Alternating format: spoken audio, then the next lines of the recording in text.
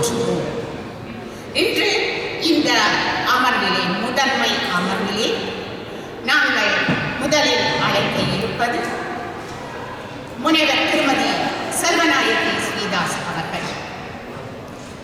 திருவள்ளுவரது நாடு பற்றிய கோட்பாடு கால இட வேறுபாடுகளை கடந்து தமிழ் மேல் தீராத காதல் கொண்ட நிறைமதி பேராளுமை திறன்மிக்கவர். வாருங்கள் அம்மா, உங்கள் பேச்சை தாருங்கள்.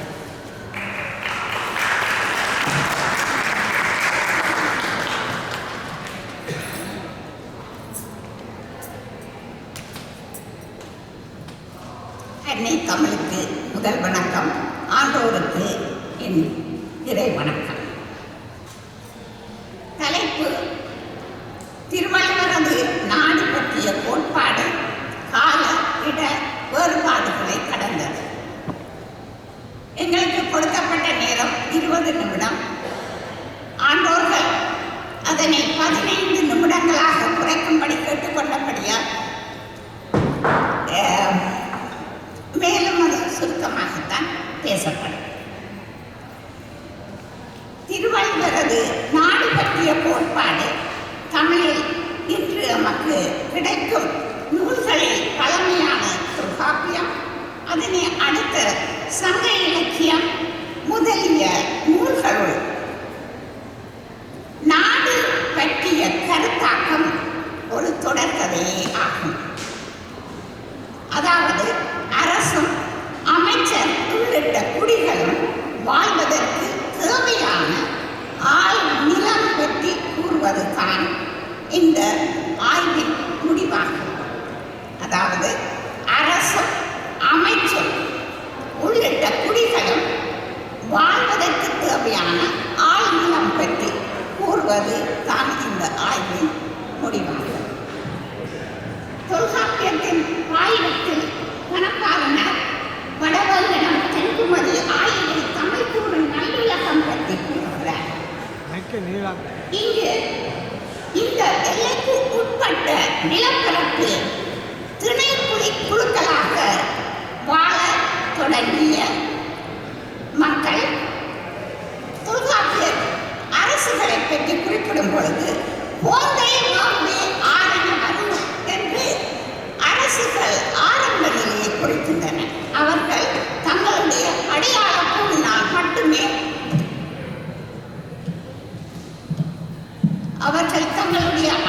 கூறினால் மட்டுமே அறிந்து கொள்ளப்பட்டார்கள். தொல்காப்பியத்தில்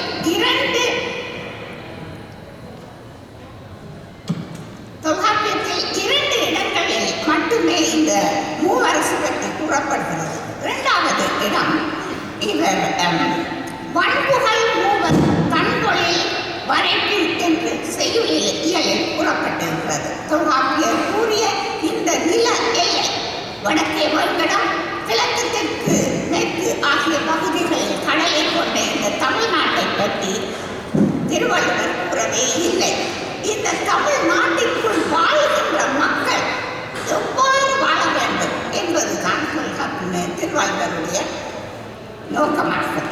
எனவே அரசும் குடிகளும் வாழ்வதற்கு தேவையான ஆழ்நிலம் பற்றிய அவரது கோட்பாட்டின் வளர் நிலையே திருக்குறள் என்பது இந்த ஆய்வின் முடிவாகும்.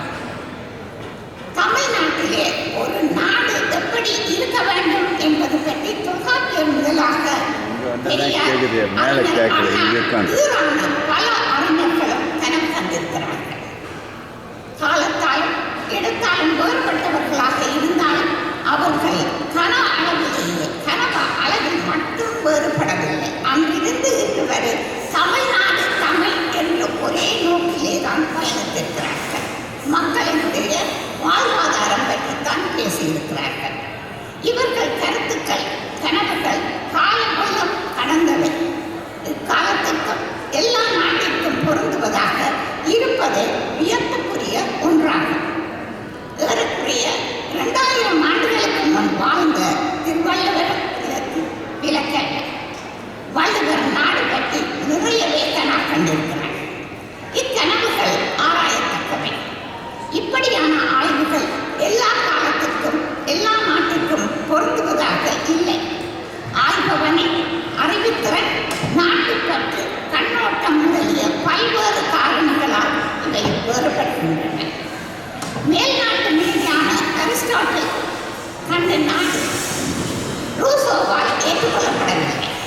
இவர்கள் காலத்தால் வேறுபட்டவர்கள். மைந்தன், இறைவன், அரசியல் என்ற 3 பிரிவுகளையும் அலசி ஆராய்ந்து தமது தத்துவ தரிசனமாக உலகிற்கு வழங்கினார் அரிஸ்டாட்டில். அரிஸ்டாட்டிலின் நாடு பற்றிய அறிவு திருக்குறளோடு ஒப்பு நோக்கத்தக்கது. ஹிட்லர், முசோலினி, ஸ்டாலின் போன்றவர்களின் நாடு பற்றிய கருத்துக்கள் இன்றைய அறிஞர்களால் ஏற்றுக்கொள்ளப்படுகின்றன. அதே மாதிரி ஏகாதிபத்திய வெறியர்களான ஆங்கிலேயரின் கருத்தை பணவர் கொண்ட அமெரிக்கர்கள் ஏற்றுக்கொள்கிறார்களா? இவையெல்லாம் உலக வரலாறுகள் எமக்கு கற்றுத்தந்த பாடங்கள். திருக்குறள் உலக பொதுமறை என்று போற்றப்படுகிறது. திருக்குறளில் திருவள்ளுவர் தமிழ் நாடு எப்படி இருக்க வேண்டும் என்னும் தனது நாடு பற்றிய கனவெல்லாம் திரட்டி நாடு என்னும் ஒரு அதிகாரத்தில் வைத்திருக்கின்றார். நல்லதொரு நாட்டின் இயல்புகளை எல்லாம் ஒன்று திரட்டி இவர் கூறிய இந்த அதிகாரத்திற்கு மொழிநாயகர் தேவநில பாவாணர் முகவுரை கூறியிருக்கிறார். அவரது முகவுரை பார்க்க நோக்கத்தக்கது. அதாவது அரசனும் அமைச்சர் உள்ளிட்ட குடிகளும் இருந்து வாழ்வதற்கு இன்றியமையாத ஆழ்நிலத்தை பற்றி கூறுகிறது என்பது தேவனைய பாவாணருடைய அறிமுக உரை. தள்ளா விளைவுகளும் தக்காரும் தாழ்விலா செல்வரும் சேர்வது நாடு. 3 விஷயம்தான் கூறியிருக்கிறார். அந்த 3 விஷயத்துக்குள் இந்த உலகத்தில் ஒரு நல்லொரு ஆட்சிக்கு தேவையான அத்தனையும் சொல்லப்பட்டிருக்கிறது.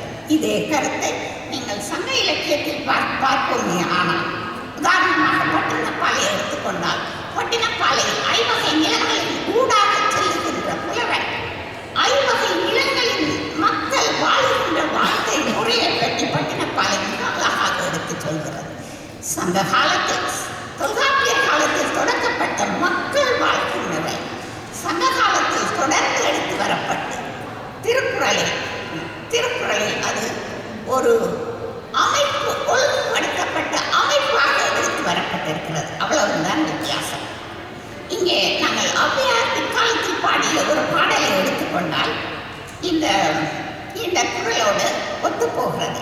தள்ளா விளைவுகளும், அதாவது தமிழ்நாட்டிலே விளைவுகள் எவ்வளவு இருக்க வேண்டும், நிலம், நீர் முதலியவற்றால் ஆக்கப்பட்ட விளைவு எவ்வாறு இருக்க வேண்டும், அது சிறப்பாக இருந்தால் தற்காலம் அதனை பாதுகாக்கின்றவர்களும் தாழ்விலா செல்வர்கள், அதாவது செல்வர்கள் என்றால் ஈகையை முன்னிலைப்படுத்துகின்ற செல்வர்களும் தாழ்விலா செல்வரும் சேர்வது நாடு. இந்த 3 விஷயம் தான் சொல்லியிருக்கிறார். இந்த 3 விஷயம் தான் நாடு என்ற அந்த அதிகாரத்தில் கூறப்படுகின்ற 10 குறள்களிலும் சொல்லப்படுகின்றது. அதாவது குறையாத விளைபொருளும் தகுதி பெற்ற பெரியாரும் கேடற்ற செல்வரும் சேர்வது நாடு. திருக்குறளில் நட்பு என்னும் அதிகாரம் 1ஆம் குறள் ஒன்றே இரத்தின சுருக்கமாக இதனை சிறப்பாக வெளியிடுகிறது. இதையே பிற்காலத்தில் ஔவையாரும் வரப்புயர நீருயரும், நீருயர நெல்லுயரும், நெல்லுயர குடியுயரும், குடியுயர கோலுயரும், கோலுயர கோலுயருமான் என்று சொல்லியிருக்கிறார்கள். இதில் சாராம்சம் என்னவென்றால், கோன் உயர்வனமாக இருந்தால் கோன் என்னும் உச்சாணி கொம்பில் உயர் மட்டத்தில் காரணமாக அமைவது வரப்பு உயர்தலே ஆகும். வரப்பு உயர்தலிலேயே தான் கோனினுடைய உயர்த்தி தங்கியிருக்கிறது என்று சொல்லப்படுகிறது. இன்னும் ஒரு குறளை சான்றாக காட்டுவதன் மூலம் நாடு என்பது பண்டை தமிழ் நாட்டில் அறியப்பட்ட மூவேந்தர், வேளி மற்றும் சிற்றரசர்கள் என்ற சிறு எல்லைகளை கொண்ட பகுதி அல்ல. இந்த எல்லைகளை கடந்து மனிதம் என்ற ஒற்றை இலக்கை அடிப்படையாக கொண்டே திருவள்ளுவர் நாடு என்ற பகுதியை அமைத்திருக்கிறார். பிணியின்மை, செல்வம், விளைவு, இன்பம், ஏமம், அணி என்ற நாட்டிற்கு இவ்வைந்து, இந்த 5 தன்மைகள் தான் ஒரு நாட்டிற்கு அண்மை. இது எங்குமே அரசை பற்றி பேசப்படவில்லை, அரசனை பற்றி பேசப்படவில்லை. பிணியின்மை, நிலம், நலம், நீர், உணவு, முறையில் அனைத்து செல்வங்கள் வருகின்ற அனைத்து செல்வங்கள் இவை தவிர கால்நடை முதலான பன்னாட்டு விளைவுகளும் செய்பொருளும் பொருட்செல்வம். இப்படி இந்த நூலின் ஒரு மனிதன் இன்பமாக வாழ்வதற்குரிய ஒரு நாட்டில் இருக்க வேண்டிய 5 அணிகள் பற்றி கூறும் ஒரு குரலை போதுமான ஒரு சிறந்த நாடுகளுக்கு அறிந்து கொள்வதற்கு. இவையெல்லாம் தமிழ் மண்ணில் காலம் காலமாக வளர்த்தெடுக்கப்பட்ட ஆழமான கருத்துக்கள். தொல்காப்பியம் என்கின்ற நாடே என்னும் கருத்தாக்கத்தை பின்வந்த சங்க புலவர்கள் வளர்த்தெடுத்து வள்ளுவர் வாயிலாக உருவாக்கம் செய்திருக்கிறார்கள். இங்குள்ள அறிஞர்களுக்கு தெரியும், திருக்குறளில் மிக பெரும் பகுதி சங்க இலக்கியங்களிலேயே காட்டப்பட்டிருக்கின்றன. நாங்கள் தொல்காப்பியத்தை ஒரு தொகுப்பு இலக்கியம் என்று சொல்வதாக இருந்தால், திருக்குறளையும் அதே மாதிரியாக காலங்காலமாக வளர்த்தெடுக்கப்பட்ட கருத்தாக்கத்தின் ஒரு தொகுப்பு என்று தான் சொல்ல வேண்டும். சங்க இலக்கியத்திலே இப்படியான பாடல்கள் ஏராளமாக இருக்கின்றன. ஒரு பிடி படியும் சிறிடம், ஒரு பிடி படியும் சிறிடம், 7 களிறு புறக்கும் நாடு. அதாவது ஒரு பிடி பெண் யானை படுத்திருக்கின்ற இடத்திலே உண்டாகின்ற சிறிய நெல் சிறிடம் இருக்கின்ற 7 களிறு ஆண் யானைகள் 7 உண்பதற்கு போதுமான இடமாக இருக்கும். இதே கருத்தாளத்தை தான் நிறைய சங்க இலக்கியத்திலே 473 புலவர்கள் என்று சொல்லப்படுகிறது. அவர்கள் திருப்பி இதே கருத்தை சொல்லியிருக்கிறார்கள். இது போன்ற பல பாடல்கள் நாட்டு வளம் கட்டி பேசுகின்றன. கரிகால திருவளத்தானை பாட வந்த புலவர் பட்டினப்பாலை ஏற்கனவே நான் சொல்லிவிட்டேன்.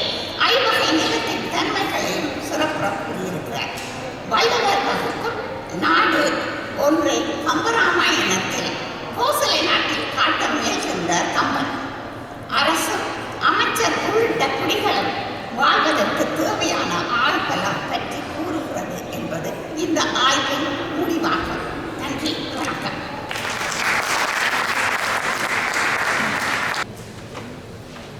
அம்மா நேரத்துக்கு முதலே முடித்து விட்டார். அங்கே அவருக்கான கரகோஷம். ஏனென்றால் இவர் எங்களுக்கு அழகாக ஒரு வரலாற்று உண்மையை எடுத்து தந்திருக்கிறார். தொல்காப்பியத்தில் இருந்து சங்க இலக்கியங்களின் கட்டமைப்புக்கான தொடக்கம், அதே நேரத்திலே அதனுடைய வழியிலே சங்க இலக்கியத்தின் வழியிலே தான் திருக்குறள் ஒழுங்கமைக்கப்பட்டிருக்கிறது என்கின்ற ஒரு பெரிய உண்மையை அழகாக எடுத்து தந்திருக்கிறார். பேராசிரியர் நாகராச ஐயர் சுப்பிரமணியம் அவர்கள் இவர் திருக்குறள் பற்றிய புரிதலில் கவனத்துக்குரிய சில செய்திகள் என்று இங்கே கூற வருகிறார். இவரை பற்றி சொல்ல தேவையில்லை. 6வது அனைத்துலக திருக்குறள் மகாநாட்டின் தூண்களில் இவரும் ஒருவர். யாழ்ப்பாண பல்கலைக்கழக தமிழ்துறை தலைவராக விளங்கியவர். இங்கு கனடாவிலும் பல்வேறு பணிகளை செய்பவர். வாருங்கள் ஐயா, உங்கள்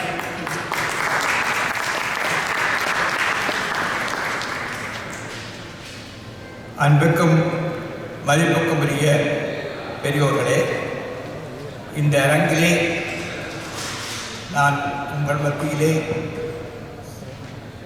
ஒரு 15 நிமிடங்களுக்குள்ளே என்னுடைய சில கருத்துக்களை திருக்குறள் பற்றிய புரிதலில் கடந்த ஏறத்தாழ 30 வருடங்களுக்குள்ளே அல்லது 40 வருடங்களுக்குள்ளே ஆராய்ச்சியிலே வெளிக்கொணரப்பட்ட சில அடிப்படை உண்மைகளை இன்றைய தலைமுறையிலே ஆய்வு செய்கின்றவர்கள் புரிந்து கொள்ள வேண்டும் என்பதற்காக என்னுடைய சொந்த கருத்தாக அல்ல, ஆய்வாளர்கள் தெரிவித்த கருத்துக்களை சுருக்கமாக 5 விடயங்களாக நான் பகுத்து கூறுகிறேன். முதலாவது விடயம், நீங்கள் எல்லோரும் தெரிந்து கொள்ள வேண்டிய விடயம், திருக்குறள் மூலபாடம் பற்றியது.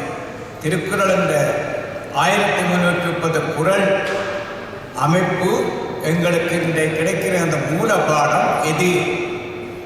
இந்த மூலபாடம் என்பது நீங்கள் எல்லோரும் தெரிந்த விடயம்.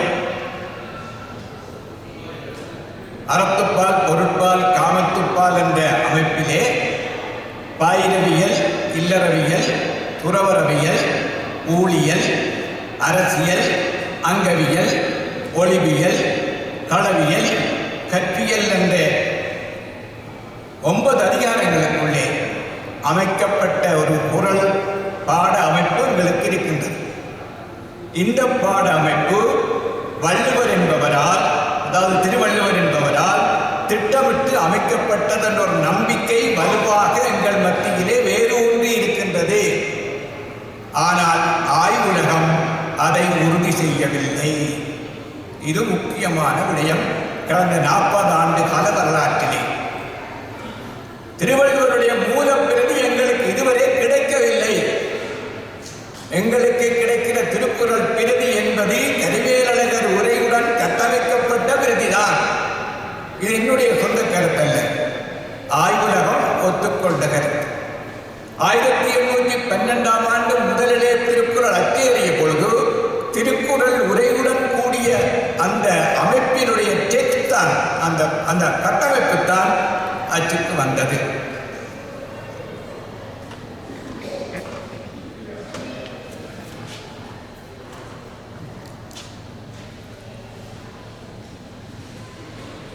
அதுதான் இன்றைக்கும் தொடர்கிறது. இது அடிப்படையான உண்மை. அப்ப வேறு பாடங்களும் இருக்க வேண்டும் என்பதற்கு திருவள்ளுவ மாலையிலே சில சான்றுகள் உண்டு. உரையாசிரியருடைய உரைகளுக்குள்ளே சில சான்றுகள் உண்டு. 20ஆம் நூற்றாண்டிலே திருக்குறளை பதிப்பித்து வந்தவர்கள் பலவிதமாக மாற்றி பதிப்பித்திருக்கிறார்கள் என்பதற்கும் சான்று உண்டு. கடைசியாக முக்கியமாக நிகழ்ந்தது 1999 சார்வன் பாப்பையா அவர்கள் எழுதிய திருக்குறள் உரையுடன் என்ற நூல். எந்த இயல் பாகுபாடும் இல்லாமல், எந்த பால் பாகுபாடும் இல்லாமல் அமைக்கப்பட்டது. அதற்கு பிறகு சில பேராசிரியர்கள் சொன்னார்கள், குறிப்பாக பேராசிரியர் சாவே சுப்பிரமணியம் சொன்னார், இப்படியெல்லாம் நீங்கள் திருக்குறளை பதிப்பித்துக் கொண்டு வந்தால் எது திருக்குறள் என்று தெரியாத நிலை வந்துவிடும். தயவு செய்து ஆதரைஸ்ட் வெர்ஷன் என்று அரசாங்கமே திருக்குறளுக்கு ஒரு பதிப்பை போடுங்கள் என்று கேட்டுக்கொண்டார். 1999 26 ஆண்டுகள் இன்று வரை திருக்குறளுக்கு ஆதரைஸ்ட் பதிப்பென்று சொல்லி ஒன்றும் வரவில்லை. இன்று வரையும் நாங்கள் பாராளுமன்றத்திலே சத்தியப்பிரமாணம் எடுத்தாலும் சரி, பல்கலைக்கழகத்திலே பாடத்துக்கு படிப்பித்தாலும் சரி, ஆரம்ப பாடசாலைகளிலேயும் சரி, இந்த திருக்குறள் மாநாட்டிலேயும் சரி, திருக்குறள் என்று நாங்கள் பயன்படுத்துவது பதிவேடுகள் உரையுடன் கூடிய ஒரு மூலப்பதிப்பைத்தான். இது ஆய்வுலகம் அரங்கிலே நான் பேசுகிறேன், பொதுமக்கள் அரங்கிலே பேசவில்லை. ஆய்விலே நுழைகின்றவர்கள் கவனித்துக் கொள்ள வேண்டும். இதைவிட வேறு பிரதிகளும் இருந்திருக்க வேண்டும். எனவே மூலபாடம் என்பது திருவள்ளுவர் என்பவரால் அமைக்கப்பட்டது என்று வைத்துக்கொண்டு நாங்கள் சொல்லுவது ஒரு மேம்போக்கான கருத்தாக இருக்குமே அல்லாமல், திருவள்ளுவர் தொகுத்திருக்கக்கூடிய ஒரு நூலை, படைத்திருக்கக்கூடிய நூலை பின்வந்தவர்கள் அதிகாரமற்ற முறை, பால்வெப்பு முறையிலே பல வேறுபாடுகளுடன் செய்து கொண்டு வந்திருக்கிறார்கள். எங்களுக்கு கிடைக்கிறது பரிமேலழகர் உரையுடனான பதிப்பு. இது திருக்குறள் பற்றிய நம்பிக்கையை குறைப்பதற்காக சொல்லவில்லை. இதுதான் ஆய்வியல் உண்மை. இனி திருக்குறள் வள்ளுவர் எழுதிய அந்த குறள் கிடைக்கும் வரை கிடைக்கலாம். நாங்கள் இதைத்தான் திருக்குறள் என்று பேணப் போகின்றோம். அது திருக்குறளுக்கு எந்த விதமான மரியாதை குறைவும் அல்ல. ஏனென்றால் திருக்குறள் ஒப்பற்ற உயர்ந்த தத்துவத்தை பேசுகின்றது. இதுதான் இன்றைய ஆய்வுலகிலே முதலாவது செய்தி. இரண்டாவது செய்தியாக நான் சொல்வது, திருக்குறள் சமண நூலா, பௌத்த நூலா, ஆஜீவக நூலா, இந்து சமய நூலா, மதர்ம சாஸ்திரத்தை சார்ந்ததா, அல்லது வெளியிலே இருந்து வந்து வேர் கொண்ட சமய தத்துவங்கள் கூடாக பிறந்ததா என்ற ஒரு உரையாடல் இன்று வரையும் தொடர்கிறது. அடிப்படையிலே இவையெல்லாம் தவறு. நான் சொல்லவில்லை, ஆராய்ச்சி சொல்லுகின்றது.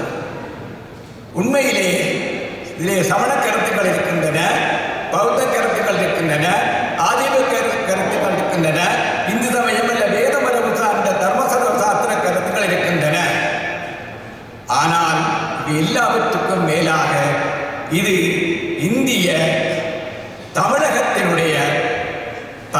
பாரம்பரியமான இனக்குழு மரபின் ஊடாக வளர்ந்து வந்த ஒரு சான்றோருடைய கருத்தினுடைய தொடர்ச்சியாகத்தான் இந்த திருக்குறள் எங்களுக்கு கிடைக்கின்றது.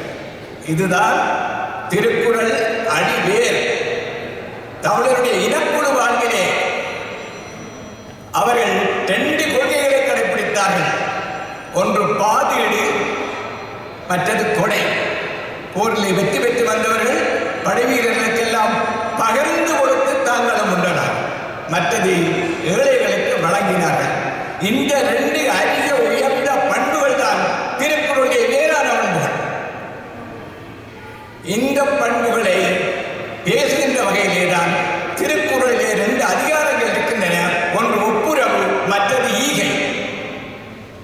இதை வைத்துக் கொண்டு பேராசிரியர் ராமகிருஷ்ணன் அவர்கள் ஆய்வு உரையிலே சொன்னார், திருக்குறளின் வேரை நாங்கள் இனக்குழு வரவிலே வந்த பாதியிட்டு கூடை போன்ற அந்த மனிதநேய பண்புகளின் வேரிலே தான் கண்டுகொள்ள வேண்டும் என்று நான் அதை நம்புகின்றேன். அந்த மரபிலே வந்த ஒரு பண்பாட்டு வளர்ச்சியிலே சமண கருத்துக்கள் உள்வாங்கப்பட்டிருக்கின்றன, பௌத்த கருத்துக்கள் உள்வாங்கப்பட்டிருக்கின்றன, வேத கருத்துக்கள் உள்வாங்கப்பட்டிருக்கின்றன. ஆனால் எப்பொருள் யார் யார் வாய் கேட்பினும் அப்பொருள் மெப்பொருள் காண்பது அறிவென்ற தமிழ் சான்றோன் ஒருவனுடைய நூலாகத்தான் திருக்குறள் அமைந்திருக்கின்றது. இது ஆய்வுலகம் கொண்ட கருத்துக்களே நான் தெளிவாக நின்று சொல்லுகின்ற கருத்து, தெளிந்து கொண்ட கருத்து என்று வரையில். இதற்கு மாற்று கருத்து நாளைக்கு வந்தால் நான் வாதம் செய்ய தயாராக இருக்கிறேன்.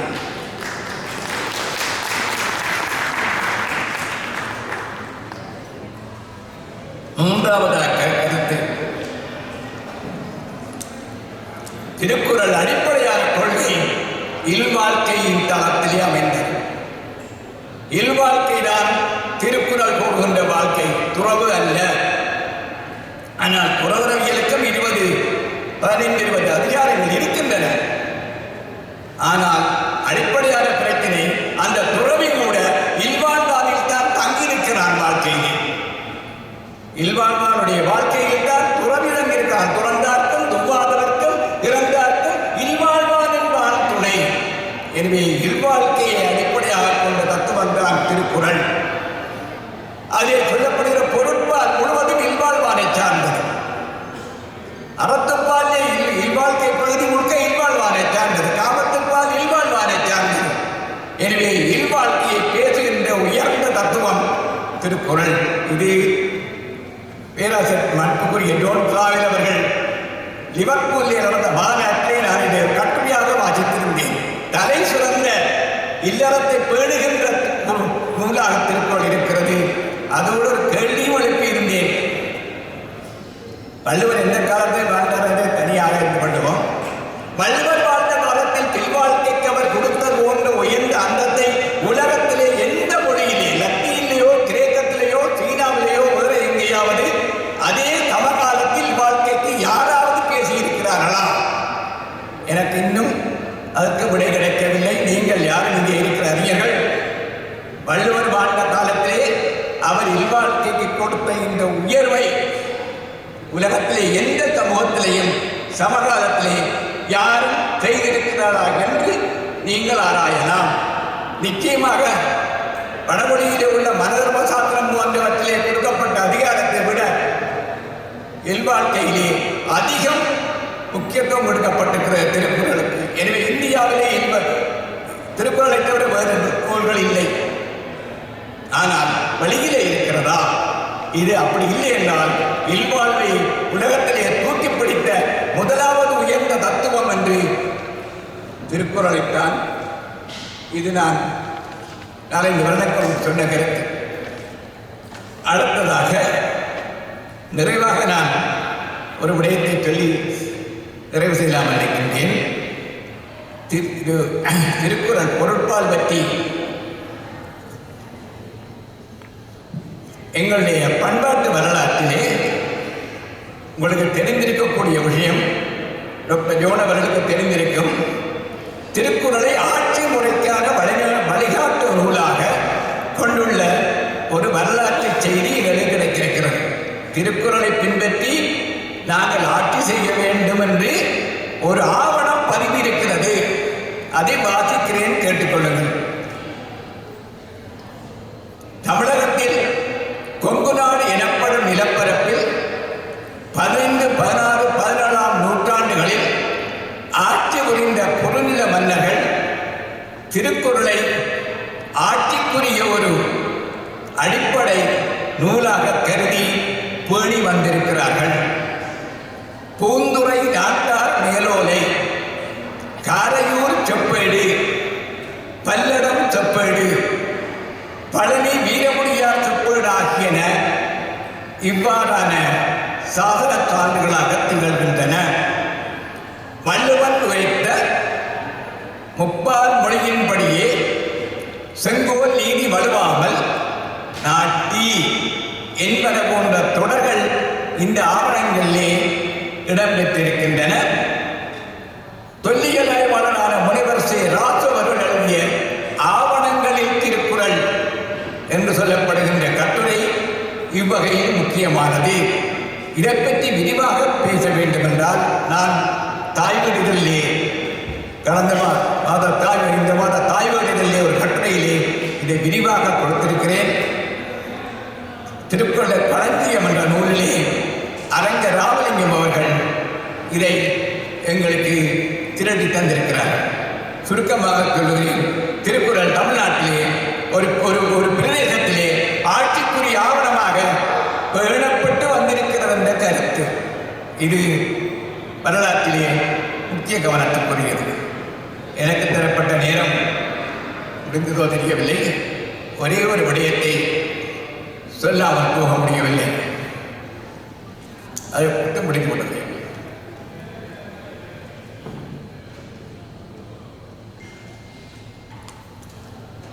திருக்குறளை எல்லோரும் படிக்கிறீர்கள், எல்லோரும் பேசுகிறீர்கள், எல்லோரும் பயன்படுத்துகிறீர்கள். முக்கியமாக கவனத்திற்குரிய விடயம், தனித்திருக்குறளை ஒவ்வொன்றையும் நாங்கள் படிப்பதை விட அந்த தனித்திருக்குறள் ஒவ்வொன்றும் எந்த அதிகாரத்தில் இருக்கின்றது என்பதை புரிந்து படிக்கும் பொழுதுதான் கூடுதல் விளக்கத்தை நாங்கள் பெற முடியும். ஒரு அதிகாரத்தை விட்டுவிட்டு தனியே ஒரு குறளை தூக்கி வைத்துக் கொண்டு படித்து பொருள் சொல்வது தெளிவாக இருக்காது.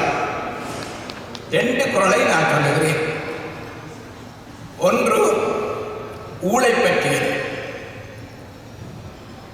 ஊழில் பெருவழி யாவுல, மற்றொன்று சூழிலும் தான் முந்துரும். ஊழ் பற்றிய அதிகாரத்திலே கடைசி குறள் 380. 620ஆம் குறள் வருகிறது. ஊழையும் உப்பக்கம் காண்பர் உழைவின்றி தாளாது உயர்த்துபவர். எல்லாரும் கேட்பார்கள், இங்கே ஊழில் நிலைமை சொல்லப்படுகிறது, அங்கே இப்படி சொல்லி இருக்கிறாரே. அதுக்கான விளக்கம் என்னவென்றால், அறத்துப்பாலிலே சொல்லப்பட்ட கருத்துக்கள் அடிப்படையான கோட்பாடுகள். பொருட்பாலிலே சொல்லப்படுகிற கருத்துக்கள் நடைமுறை தேவை கருதியவை. நடைமுறை தேவையிலே எனக்கு விதியில் எனக்கு சரியில்லை என்று சொல்லிக்கொண்டு ஓடிக்கொண்டிருக்கிறார். சாப்பாட்டு குறைக்கத்தான் வேணும். அப்ப நடைமுறை தேவை கருதி வருகின்ற பொருட்பால் குறள்களிலே முயற்சியை தூண்ட வேண்டிய தேவை இருக்கிறது. ஆழ்வினை உடைமை. ஆழ்வினை உடைமை என்று சொல்லுகின்ற அந்த முயற்சியை தூண்டாமல் இருந்தால் சமூகம் வளர்ச்சி அடையாது, நாடு வளர்ச்சி அடையாது. விதியை கூறிக்கொண்டு போய் படுத்து நித்திர கொள்ளையிலாதான். அது அடிப்படை கோட்பாடு. எங்களுக்கு ஒரு நம்பிக்கை இருக்கிறது. ஆனால் அதுக்காக நாங்கள் சோர்ந்து இருக்கக்கூடாது. அப்ப ஆழ்வினை உடைமை அதிகாரத்தை புரிந்து கொண்டால்தான் ஊழையும் உப்பக்கம் காண்பது என்பதை புரிந்து கொள்ள முடியும். அதை விட்டுவிட்டு இப்படி ஊழை வெல்ல முடியாதுன்னு சொன்னார் என்று சொன்னால் அது ஒரு கோட்பாடு. கோட்பாட்டுக்கு நடைமுறைக்கு உள்ள வேறுபாட்டை அந்த வள்ளுவனுடைய அதிகாரங்களை வைத்து புரிந்து கொள்ள வேண்டும். இதற்கு மேல் நான் இதை பற்றி பேசலாம். இன்னும் ஒரே ஒரு குறள், அது நான் மிக விரும்பின குறள், பலமுறை பேசிய குறளும் தான். எங்களுடைய அறங்களிலே மிக சிறந்த அறமாக சொல்லப்படுவது திருக்குறளிலே செய் நன்றி, என் நன்றி கொன்றார்க்கும் ஈவுண்டாம் ஈவில்லை, செய் நன்றி கொன்ற மகற்கு குறள். அப்ப செய் நன்றி என்பது எங்களுடைய வாழ்க்கையில நாங்கள் செய்ய வேண்டிய முக்கியமான கடமை என்று வந்துவிட்டது. ஆனால் அடுத்து வருகிற அதிகாரத்தின் முதலாவது குறள் சொல்லுகிறது, தகுதி என ஒன்று நன்றே பகுதியால் பால்பட்டு ஒழுகப்பறின். அந்த அதிகாரம் நடுவுநிலைமை. நடுவுநிலைமை அதிகாரத்தில் என்ன சொல்லுகிறார் என்றால், செய்நன்றியை சொல்லியாச்சு. தயவு செய்து நீங்கள் சமூகத்துக்கு தலைமை தாக்குறதுக்கோ நீதிபதியாகவோ அதிபராகவோ அரசனாகவோ அமைச்சராகவோ வந்தால் தயவு செய்து செய்நன்றியை வெளியிட பலட்டி வச்சு கொண்டு உள்ளுக்கு வாருங்கள். கோயிலுக்கு போய் திருப்ப கட்டி வச்சு உள்ளுக்கு போற மாதிரி நீங்கள் நிர்வாக பதவியில் இருக்கும் பொழுது செய்நன்றி கடைபிடிக்க கூடாது. செய்நன்றி எங்க கடைபிடிக்க கூடாது? எங்க கடைபிடிக்க வேணும்? வீட்டில் கடைபிடிக்கலாம், குடும்பத்துக்குள்ள சொந்தக்காரர்களுக்குள்ள அது நீங்கள் செய்து கொள்ளும் செய்நன்றி. சமூக கடமைக்கு பணியாற்ற வந்தால் கலட்டி விட்டு வர வேண்டும். தகுதி என ஒன்று நன்றே. தகுதி என்பது நடுவுநிலைமை. அறத்துக்கு பாவியுங்கள், புறத்துக்கு அது பகுதியால் பார்ப்பது. இவர்கள் நண்பர்கள், இவர்கள் எதிரிகள், இவர்கள் நடுநிலையாளர்கள் என்று எந்த பாகுபாடும் இல்லாமல் நீதி வழங்கக்கூடிய தகுதியோடு நீங்கள் இருக்க வேண்டும். இருக்க முடியுமோ? அப்பதான் நீங்கள் நீதி வழங்கலாம். அவர் செய்தியை விட நடுநிலைமை உயர்ந்தது. இது வள்ளுவருடைய அதிகார அமைப்பிலே அவரே சொல்லுகிறார், அறிவைகள் சொல்லுகிறார், இப்படியான செய்நன்றியை விட நடுநிலைமை உயர்ந்தது அதிகார அமைப்பு முறையிலே வைக்கப்பட்டிருக்கிறது. இதை கம்பத்தை ஒரு பாத்திரத்தோடு ஒரு நிமிஷம் கூட எடுத்துக் கொள்ளுவேன். கும்பாரனும் விபீஷணனும் உரையாடுகிற இடத்திலே என்ன, அண்ணனுக்காக நான் சாகிறேன், அண்ணனுக்காக நீர் போல வாழ்வெடுத்து நடிகரால் வளர்த்து போர்க்கோணம் செய்து விட்டார், உயிர் ஒழுக்க போகின்றேன் என்று போகின்றான் கும்பகர்ணன். அதே கும்பகர்ணன் சொல்லுகின்றான், எனக்கு இது, ஆனால் நீ நடுநிலைமைக்கு போய்விட்டவன். மலரின் மேல் இருந்த வள்ளல் வலுவிலா வனத்தினால் உலவிலா தர்மம் உண்டாய், உலகு உலது அனையும் உள்ளாய், நீ தலைவன், நீ உலகுக்கெல்லாம் உனக்கது தக்கது. ஏன் நீ நடுநிலைமையாளராக மாறிவிட்டாய், நீ மேலே போய்விட்டாய், நான் அண்ணனுக்காகத்தான். இப்ப குடும்பத்துக்காக வாழுகிறவனுக்கு செய்நன்றி, சமூகத்துக்கு வாழுகிறவனுக்கு நடுநிலைமை என்ற ஒரு தத்துவத்தை வரிசைப்படி வல்லவர்கள் இருக்கிறார். எனவே திருக்குறளை நாங்கள் தனிக்குறளாக வாசிப்பதல்ல, அதிகார வெப்பமுடியாக வாசிக்க வேண்டும் என்று கூறி இந்த 5 விடயங்களையும் சுருக்கமாக்கினேன். ஒன்று, உறவாடத்திலே அது இல்லறத்தை சார்ந்த ஊர் என்பது ஒரு சான்றோர் உருவாக்கியது என்பது, கடைசியாக அதனுடைய ஆட்சி முறையிலே பேணப்பட்டு வந்தது என்பது, பொருள் கொள்ளும் பொழுது அதிகார வெப்ப முறையிலே நீங்கள் பொருள் கொள்ள வேண்டும் என்ற கருத்தை கூறி திருக்குறளை பற்றிய கடந்த 30-40 ஆண்டு ஆராய்ச்சிக்காக புரிதலை பற்றி சுருக்கமாக முன்வைத்தேன். அமைதியாக கேட்டுக்கொண்ட நன்றி தெரிவித்து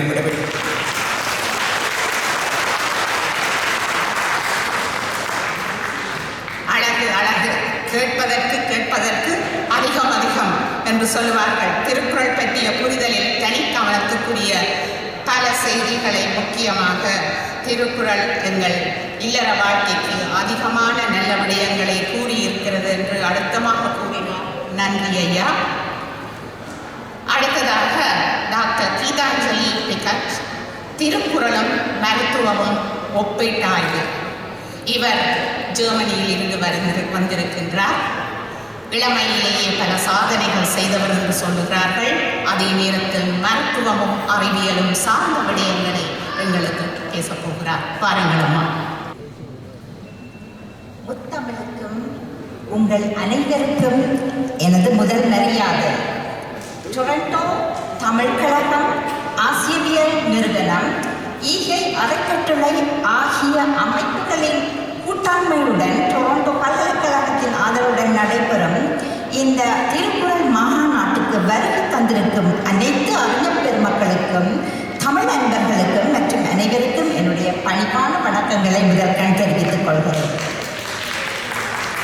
இவ்வளவு தமிழ் அறிஞர்கள், தமிழில் பாண்டித்தியம் பெற்ற ஆளுமைகள் உட்கார்ந்திருக்கிற இந்த சபையிலே தமிழில் அவ்வளவாக பாண்டித்தியம் பெறாத என்னுடைய பேச்சில் குறைகள் இருப்பின் தயவு செய்து மன்னிக்கும்படி உங்களை கேட்டுக்கொள்கிறேன்.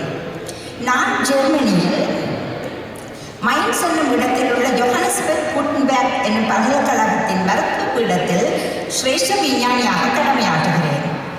ஐரோப்பாவில் இடம்பெற்ற திருவள்ளுவர் மாநாட்டில் கலந்து கொள்ளும் சந்தர்ப்பம் எனக்கு கிடைத்தது. அப்பொழுது அந்த மாநாட்டின் பொறுப்பாளர் கேட்டுக்கொண்டதற்கு இணங்க தற்போதைய நவீன மருத்துவ ஆராய்ச்சிகளையும் திருக்குறளையும் தொடர்புபடுத்தி ஒரு கட்டுரை தயாரிக்கும் முயற்சியில் நான் திருக்குறளை மிகவும் ஆர்வமாக படித்தேன்.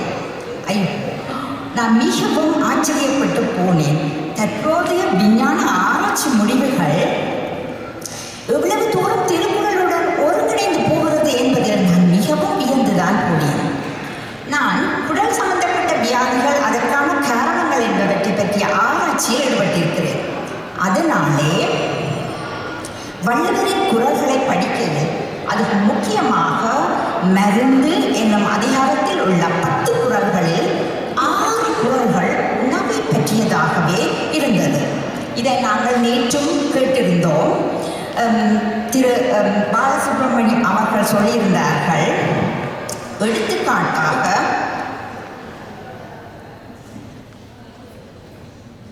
எடுத்துக்காட்டாக மருந்தின வேண்டாவாம் யாக்கைக்கு அருந்தியது அற்றது பூற்றி உணின். அதாவது மருந்து என்பது உடம்புக்கு தேவையே உணவுதான் மருந்து என்று இங்கு குறிப்பிடப்படுகிறது. காலம் அறிந்து தேவை அறிந்து உண்பதுவே ஆரோக்கியமானது என்பதையே அடுத்தடுத்து வரும் குறள்களும் சுட்டிக்காட்டுகின்றன.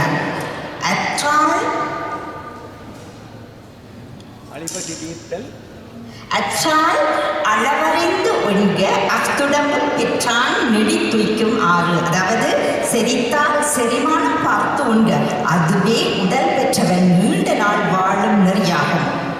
அடுத்து வரும் குறளிலும் அற்றது அறிந்து கடைபிடித்து மாறல்ல துக்க துவர பசித்து. அதாவது முன்பு உண்ட உணவு செரிமானம் அடைந்த பிறகு அறிந்து மாறுபாடில்லாத உணவை பசித்த பிறகு உண்ண வேண்டும்.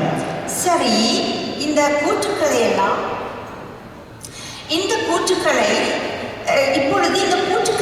என்ன விதமாக மருத்துவ விஞ்ஞானத்துடன், இந்த நவீன விஞ்ஞானத்துடன் தொடர்புபடுத்தலாம் என்பதை பற்றி இப்பொழுது பார்த்துக் கொள்ளலாமா? ஏறத்தாழ 2000 வருடங்களுக்கு முன்னரேயே மருத்துவத்தின் தந்தையென அழைக்கப்படும் ஹிப்போக்ராட்டிஸ் என்பவரும் இதையே சொல்கிறார். அதாவது எல்லா நோய்களும் உடலில் தொடங்குகின்றன என்றும், தொடர்ந்து 16ஆம் நூற்றாண்டில் வாழ்ந்த மருத்துவ பேரறிஞரான பாரசெல்சியஸ் என்பவர் கூற்றுப்படி மரணம் உடலில் அமர்ந்திருக்கிறது. சீனர்களின் பழமொழி என்று சொல்லுகின்றது, குடல் என்பது வாழ்க்கைக்கான நுழைவாயில் என்று. இந்த கூற்றுக்களை எல்லாம் உறுதி செய்யும் தற்போதைய மருத்துவ ஆராய்ச்சியின் சில முடிவுகளை நாம் இப்போது பார்க்கலாம். இது எங்களுடைய முடிவுகளை நான் தொகுத்து வழங்குகிறேன். இந்த குடற்பிறப்பு, எங்களுடைய சிறுகுடல் பெருங்குடலை எடுத்து பார்ப்போமான இருந்தால் இதனுடைய பரப்பளப்பானது மற்ற உடல் உறுப்புகளை விட அதிகமான பரப்பளப்பை, அதாவது கிட்டத்தட்ட 300 சதுர மீட்டர்களை கொண்டதாக அமைந்துள்ளது.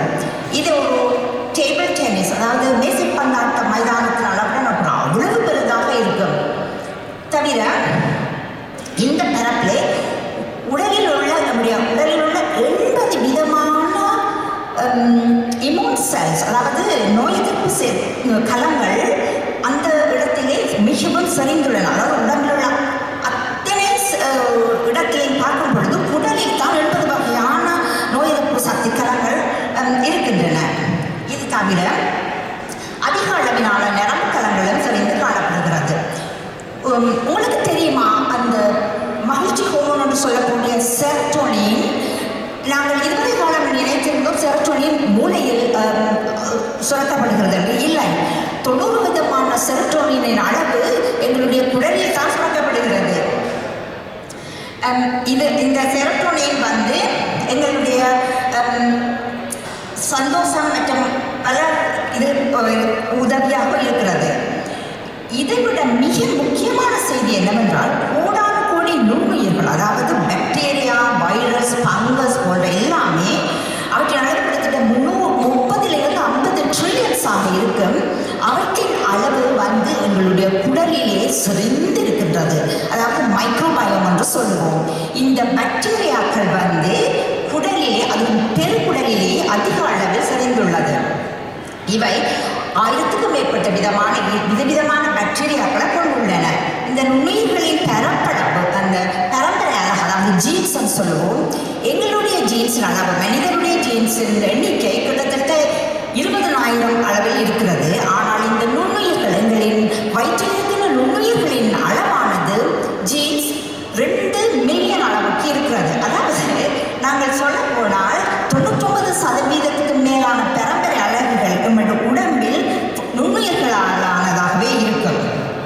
அடுத்து இந்த மைக்ரோப்ஸ் குடலில் மட்டுமல்ல, எங்களுடைய எல்லா அவயவங்கள், எல்லா உறுப்புகளிலையும் இருக்கின்றது. அதாவது தோலிலும் மற்றும் இன்னும் பல ஈவன் பிரெயின் மூளையிலும் மற்றும் சிறுநீரகம் இப்படியான கூட நவீன ஆராய்ச்சிகள் கண்டுபிடித்திருக்கின்ற எங்களுடைய பாக்டீரியாக்கள் காணப்படுகின்றன.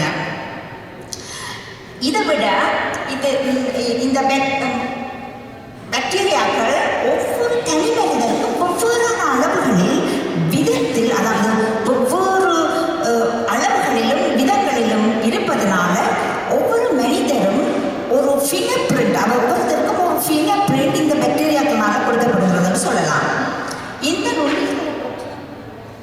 இந்த நுண்ணுயிர்களை எப்படி படிக்கலாம்? ஒரு கிட்டத்தட்ட 20 வருடங்களுக்கு முன்னர் இந்த நுண்ணுயிர்களை பற்றிய அறிவு எங்களுக்கு அவ்வளவாக இருக்கவில்லை. ஏனென்றால் இது எங்களால் வெளியில் எடுத்து கல்டிவேட் பண்ண முடியாது.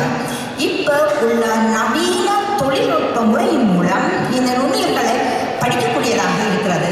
அதனாலே இதன் மூலமே இந்த நுண்ணுயிர்களின் அமைப்பு, அவர்களின் வகைகள், அவர்களுடைய தன்மை, அளவு, அவருடைய செயல்முறை போன்ற எல்லாத்தையும் அறியக்கூடியதாக இருக்கின்றது. இதனாலே நாங்கள் இன்று உள்ள அறிவியல் சொல்கிறது, எங்களுடைய உடலில் உள்ள அனைத்து செயற்பாடுகளும் இந்த நுண்ணுயிர்களாலேயே அமைக்கப்படுகிறது. இந்த நுண்ணுயிர்கள் உடலில் உள்ள உணவை செரிமானத்துக்கு மட்டுமன்றி எங்களுடைய நடத்தை, எங்களுடைய உணர்வுகள், ஆசைகள், இன்னும் நோய் எதிர்ப்பு கலங்களின் செயற்பாட்டை மற்றும் பல செயற்பாடுகளை தீர்மானிக்கின்றன. சரி, இந்த நுண்ணுயிர்கள் எங்கிருந்து வருகின்றன என்று நீங்கள் நினைக்கிறீர்கள்? நான் பிறக்கும் பொழுது ஸ்டெரில், கூடுதல் ஸ்டெரிலாகத்தான் பிறக்கிறோம். ஆனால் பிறந்த முறை, அதாவது இயற்கையான பிறப்பு அல்லது சிசேரியன் போன்ற முறையினாலே விதவிதமான பாக்டீரியாக்கள் தாயிலிருந்து கொடுக்கப்படுகிறது அல்லது தோல் மூலமாக கொடுக்கப்படுகிறது.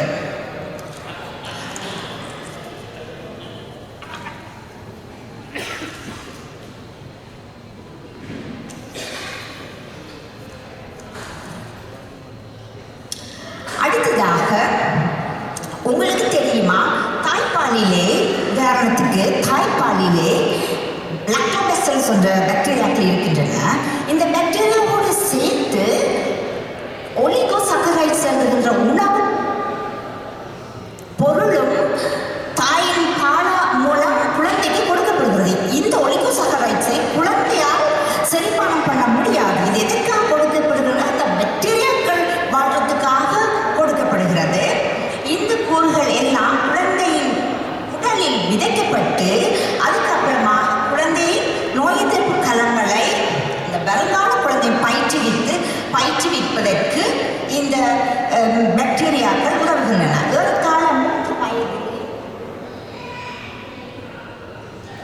ஏறத்தாழ 3 வயதிலே எங்களுடைய பாக்டீரியாக்களின் பாப்புலேஷன் வயிற்றிலே சரியாக வளர்ந்துவிடும். சரி, இந்த நுண்ணுயிர்களின் அளவின், அவற்றின் அமைப்பை, அவற்றின் செயல்பாடுகளை தீர்மானிப்பது எதற்கு நீங்கள் நினைக்கிறீர்கள்? உணவுதான். இவற்றின் முக்கிய பங்கு வகிப்பது நமது உணவு முறையாகும். இந்த விதமான உணவு எந்த நேரத்தில் எவ்வளவு எப்படியாக உண்ணுகின்றோம் என்பதிலிருந்து இந்த நுண்ணுயிர்களின் செயற்பாடு அமைகின்றது. இவற்றின் அளவிலோ, இந்த நுண்ணுயிர்களின் அளவின் சமநிலையிலோ வேறுபாடு ஏற்படும் பொழுது அல்லது மாறுபாடு ஏற்படும் பொழுது இதுவே பலவிதமான நோய்களுக்கான முக்கிய காரணியாக இருக்கிறது. உதாரணமாக, இன்றைய காலகட்டத்தில் உள்ள பலவிதமான நோய்கள் நுரையீரல், கொலைட்டிஸ், டயபெட்டிஸ், கேன்சர் போன்ற நோய்களுக்கான முக்கிய காரணியாக மைக்ரோபயோம் டிஸ்பேலன்ஸ் என்று நான் சொல்லி இந்த சமநிலை கோளாறு, இந்த பாக்டீரியாக்களின் சமநிலை கோளாறு ஒரு முக்கிய காரணமாக அமைந்துள்ளது. இது தவிர டாக்டர் சொக்கலிங்கம் ஐயா நேற்று சொன்னது போல ஆரோக்கியத்துக்கு 3 ஊ, அதாவது உணவு தவிர உடற்பயிற்சி, உளநிலை போன்ற காரணங்களும் இந்த நுண்ணுயிர்களின் எண்ணிக்கையை அவற்றின் தன்மை மாற்றக்கூடியதாக உள்ளன. ஸோ இங்கு நான் சில ஆராய்ச்சி முடிவுகளை பட்டியலிட்டிருக்கிறேன். இது உணவு, ஆரோக்கியம் மற்றும் நுண்ணுயிர்களின் தொடர்பினை காட்டும் சில கண்டுபிடிப்புகளை பட்டியலிட்டு உள்ளேன். இவற்றையெல்லாம் உன்னிப்பாக கவனிக்கும் பொழுது ஆயிரக்கணக்கான ஆண்டுகளுக்கு முன் வள்ளுவர் கூறிய மருந்து என்னும் அதிகாரத்தின் குரல்களின் பொருளை எவ்வாறு இன்றைய நவீன விஞ்ஞானம் உறுதி செய்கின்றது என்று நீங்கள் பார்க்கலாம். அதாவது மருந்தென வேண்டாவாம், மருந்தென வேண்டாவாம் யாத்திற்கு என்ற இந்த குரலில் உணவின் முக்கியத்துவத்தை சொல்கிறது. இந்த குரல் மட்டுமல்ல, இன்னும் 6 குரல்கள் இப்படியான முக்கியத்துவத்தை கூறுகிறது. இது இன்றைய நவீன விஞ்ஞானம் எப்படியாக வள்ளுவரின் கூற்றை உறுதி செய்கிறது என்பதை உணர வைக்கிறது என்று நான் நினைக்கிறேன் என்று கூறிக்கொண்டு இதுவரை நேரமும் இந்த உரையை செவிமடுத்த உங்களுக்கும் எனக்கு இந்த சந்தர்ப்பத்தை அளித்த விழா அமைப்பாளர்களுக்கு நன்றி கூறி எனது உரையை முடிக்கிறேன். நன்றி. மருத்துவர் கீதாஞ்சலி பிக்கட் அவர்களுக்கு நன்றி. மிக அழகாக எவ்வளவு தூரம் நமது உடலிலே இருக்கின்ற விஞ்ஞானத்தில் இருக்கிற முக்கியமான நுண்ணுயிர்களை பற்றியும் நமது உடம்பில் இருக்கின்ற ஒவ்வொரு அம்சங்களினுடைய முக்கியத்துவமும் அதனோடு திருக்குறள் எவ்வாறு பொருந்தி இருக்கிறது என்பதை மிக அழகாக எடுத்து தந்தார்கள். அடுத்தது இவருக்கு அடுத்ததாக இன்னும் எங்களுக்கு ஆழமாய் எங்களுக்கு தேவையான விடயத்தை சொல்ல வருகிறார் மருத்துவர் என சொக்கலிங்கம் அவர்கள். இவர் இதயம் காக்கும் வள்ளுவம் என்பது உண்மையிலேயே நமது இதயத்தை நாம் காக்க வேண்டும். ஆனால் வள்ளுவர் எப்படி காக்கிறார் என்று பார்ப்போமா? வாருங்கள் ஐயா. அனைவருக்கும் மாலை வணக்கம். இந்த அருமையான நிகழ்ச்சியில் எனக்கு வாய்ப்பளித்த அனைத்து நல்ல உள்ளங்களுக்கும், முக்கியமாக ஜான்சன் வேல், என்னுடைய மாணவர், என்னுடைய சிறந்து பணியாற்றும் நம்போதரன், சிவரம்பு அனைவருக்கும் நன்றி கூறி என் சில கருத்துக்களை உடன் பகிர்ந்து கொள்கின்றேன். அது நீங்கள் கடைப்பிடிக்க ஆரம்பித்து விட்டால் இங்கு அமர்ந்திருக்கும் அனைவரும் 100 வருடம் வரை என்னிடம் நோயாளிகளாக வர வாய்ப்பில்லை என்பதை பதிவு செய்து இந்த திருக்குறள் மாநாடு வழியாக என் உறவினர்களின் அனைவரையும் சந்திப்பதில் மிக்க மகிழ்ச்சியும் பெருமையும் அடைகின்றேன்.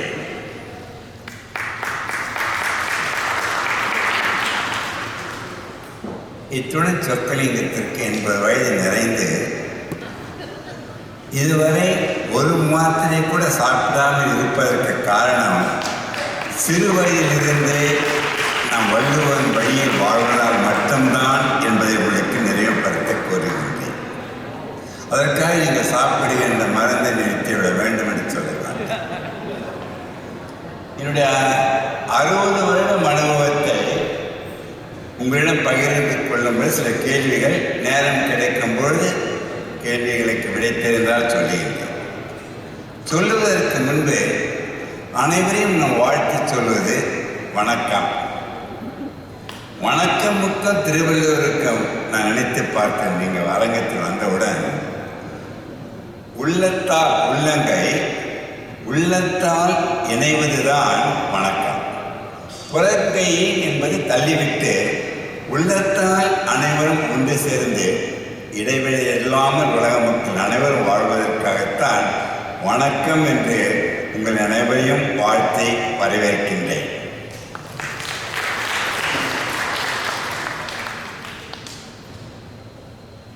முப்பது வருடங்களுக்கு முன்பு இதயம் காக்கும் என்னுடைய கருத்துக்கள் அனைத்தும் வள்ளுவன் சொன்ன கருத்துக்களை நான் புத்தகம் வடிவில் அமைத்தேன். நாம் அனைவரும் வாழும் திருவள்ளுவராக மாற வேண்டும் என்பதுதான் திருவள்ளுவருடைய உள்நோக்கமும் கருத்தும் கூட இருந்திருக்க வேண்டும். அறத்துடன் பொருளை சேர்த்து இன்பத்துடன் வாழ கற்றுக்கொண்டால் அவர்களுக்கு எந்த பிரச்சனையும் வருவாது. அதான் வள்ளுவம் கண்ட வாழ்க்கையை நினைக்கின்றேன். ஒன்று நினைத்து பார்த்தேன். 2000 வருடங்களுக்கு முன்பு திருவள்ளுவர் சொல்லிவிட்ட கருத்துக்களை நாம் கடைப்பிடித்திருந்தால் சொக்கலிங்கம் என்ற போன்ற மருத்துவர்களே இந்த சமுதாயத்திற்கு தேவையற்று போயிருக்க வேண்டும். எல்லா மருத்துவமனைகளும் மருத்துவக் கல்லூரிகளும் இன்னும் காணாமல் போயிட்டு இருக்க வேண்டும். அன்பார்ச்சுனேட்டாக அதை கடைப்பிடிக்க தவறியதால் தான் சொக்கலிங்கத்தை உலக மக்கள் பணக்காரனாக்கிக் கொண்டே இருக்கின்றார்கள். அதுக்கு தயவுசெய்து முற்றுப்புள்ளி வைக்க நீங்கள் அனைவரும் பாடுபட வேண்டும் என்று கேட்டுக்கொள்கிறேன். தமிழும் நாமும் வேறல்ல. தமிழே நமக்கு வேறாக இருக்கும் பொழுது நாம் எதையும் பிரித்து பார்க்க முடியாது. தமிழை எவ்வளோ பேர் அழிக்க பார்த்தார்கள், கவுக்க பார்த்தார்கள். எந்த முயற்சி பண்ணாலும் தமிழை யாரும் கவிழ்க்க முடியாது, தவிர்க்க முடியாது. அனைவருக்கும் தெரியும். நான் சொக்கலிங்கம் ஒரு சிறந்த மருத்துவர் என்பது லட்சக்கணக்கான நோயாளிகளை குணப்படுத்தியதால் இதனால மருத்துவர் அல்ல. உலக மக்களுக்கு நோய் வராமல் தடுக்கின்ற சக்தியை பெறும்பொழுதுதான் சொக்கலிங்கத்தை நல்ல மருத்துவர் என்று ஏற்றுக்கொள்வேன். அதற்காகத்தான் இந்த மேடையை நான் பயன்படுத்த விரும்புகின்றேன். ஒரு சின்ன கேள்வி. எவல்யூஷன் தியரி என்ற பிரகாரம் ரீசஸ் மங்கியிலிருந்து 60 லட்சம் வருடங்களுக்கு முன் மனிதன் தோன்றினான். அந்த ரீசஸ் மங்கிக்கு பிளஸ் அண்ட் மைனஸ் ரெண்டே பிளட் குரூப். இன்று வரை அந்த 2 குரூப் தான், அதுக்கு மாற்றம் கிடையாது. RH plus and minus. நம் அனைவருக்கும் இந்த பிளஸ் அண்ட் மைனஸ். முதல் மனிதன் தோன்றிய பொழுது அவனுக்கு இருந்த குரூப் ஏ குரூப். பல மில்லியன் வருடங்களுக்கு முன்பு சேர்ந்தது பி, பல மில்லியனுக்கு அப்புறம் ஏபி, கடைசியில் சேர்ந்து கொண்ட பிளட் குரூப் தான் ஓ. ஒரு அரங்கத்தில் மாணவன் கேட்டான், பல மில்லியன் கடந்து எப்படின்னா சேர்ந்து கொண்டே இருக்கும். ஆனால் ஒவ்வொரு குரூப்பிலும் plus and minus of rhesus monkey இருக்கும். சரி, கடவுள் உங்கள் முன்பு தோன்றி நீங்கள் வேண்டிய பிளட் குரூப்பை எடுத்துக்கொள்ளுங்கள் என்று கேட்டால் எந்த பிளட் குரூப்பில் எடுத்து போய் நினைக்கிறீங்க? O group. ஏனெனில் நீ want to be a universal donor. O group என்பவர்கள் அவர்கள் ரத்தத்தை எவருக்கும் நீங்கள் கொடுக்கலாம். ஆனால் வள்ளுவம் சொல்லுகின்ற வழியில் அனைவருமே பி பாசிட்டிவாக மாறிவிடுங்கள். ரத்த குறிப்பில் அல்ல, மன அளவில் பி பாசிட்டிவாக இருக்க தொடர்ந்து விட்டால் சொக்கலிங்கத்திற்கு வேலை வாய்ப்பு போய்விடும் என்ற மாற்று கருத்தில் என்பதை மகிழ்ச்சியுடன் பதிவு செய்ய விரும்புகின்றேன். பிரேசில் நாட்டில் பெரிய அரங்கத்தில் தான் ஐயாவுக்கு தெரியும். இதை சொல்லி முடிக்கிற ஒரு மாணவர் பிரேசிலில் எழுந்து, சொக்கலிங்கம் என்னுடைய பிளட் குரூப் ஏ பாசிட்டிவ், எப்பொழுது பி பாசிட்டிவாக மாற்றிக்கொள்ள வேண்டும் என்று கேட்டான். ஐயா, உங்கள் குரூப்பை சொல்லவில்லை, மனதை மாற்றிக்கொள்ளுங்கள் அப்படி சொன்னேன். சரி, உடல் நலம் என்றால் என்ன? முதலில் குறிப்பிட்டப்பட்டது வியாதியற்ற நிலைதான் உடல்நலம் என்று. 52 வருடங்களுக்கு முன்பு WHO ரீடிஃபைன்டு நலம். அந்த ரீடிஃபைனிங் அங்கத்தில் சொக்கலிங்கம் இந்தியாவில் ரெப்ரசன்ட் பண்ண ரொம்ப மகிழ்ச்சியான ஒரு செய்தி. அதன் பிரகாரம் உடல்நலம் என்பது மன அளவு, உடலளவு, உயிரளவு, சமுதாய அளவு, அது அனைத்தும் சேர்ந்ததுதான் திருவள்ளுவர் சொன்ன முழுமையான உடல்நலம் என்பது. திருவள்ளுவர் 2000 வருடங்களுக்கு முன்னே சொன்னார். நீங்கள் சொன்னால் ஆச்சரியப்படுவீர்கள். 20,000 வருடங்களுக்கு முன்பு முன்னோர்கள் இது மூன்றையும் இணைத்துத்தான் மைண்ட், பாடி, சோல் என்று அதை தான் balancing all the three as yoga and meditation. ஒரு அற்புதமான செய்தி அது. எத்தனை இதயம் இருக்குதுன்னு நினைக்கிறீங்க? சொல்லுங்கப்பா. ரைட்டாக தப்பா நான் கேள்வி கேட்பேன், டைம் வேஸ்ட் பண்ணாதீங்க. முதலே தெரிஞ்சவங்க தயவுசெய்து தப்பாதீங்கன்னு சொல்ல மாட்டேன். அனைவரும் சொல்லுவது ஒரு இதயம். சொக்கலிங்கம் என்று சொல்லுகின்றேன். அனைவருக்கும் கொடுக்கப்பட்டது 3 இதயங்கள். அந்த 2வது 3வது இதயங்கள் என்பது வலது கால் இடது காலுடைய காஃப் மசில்ஸ் கெண்டக்கால் தசைகள் தான் இரண்டாவது மூன்றாவது.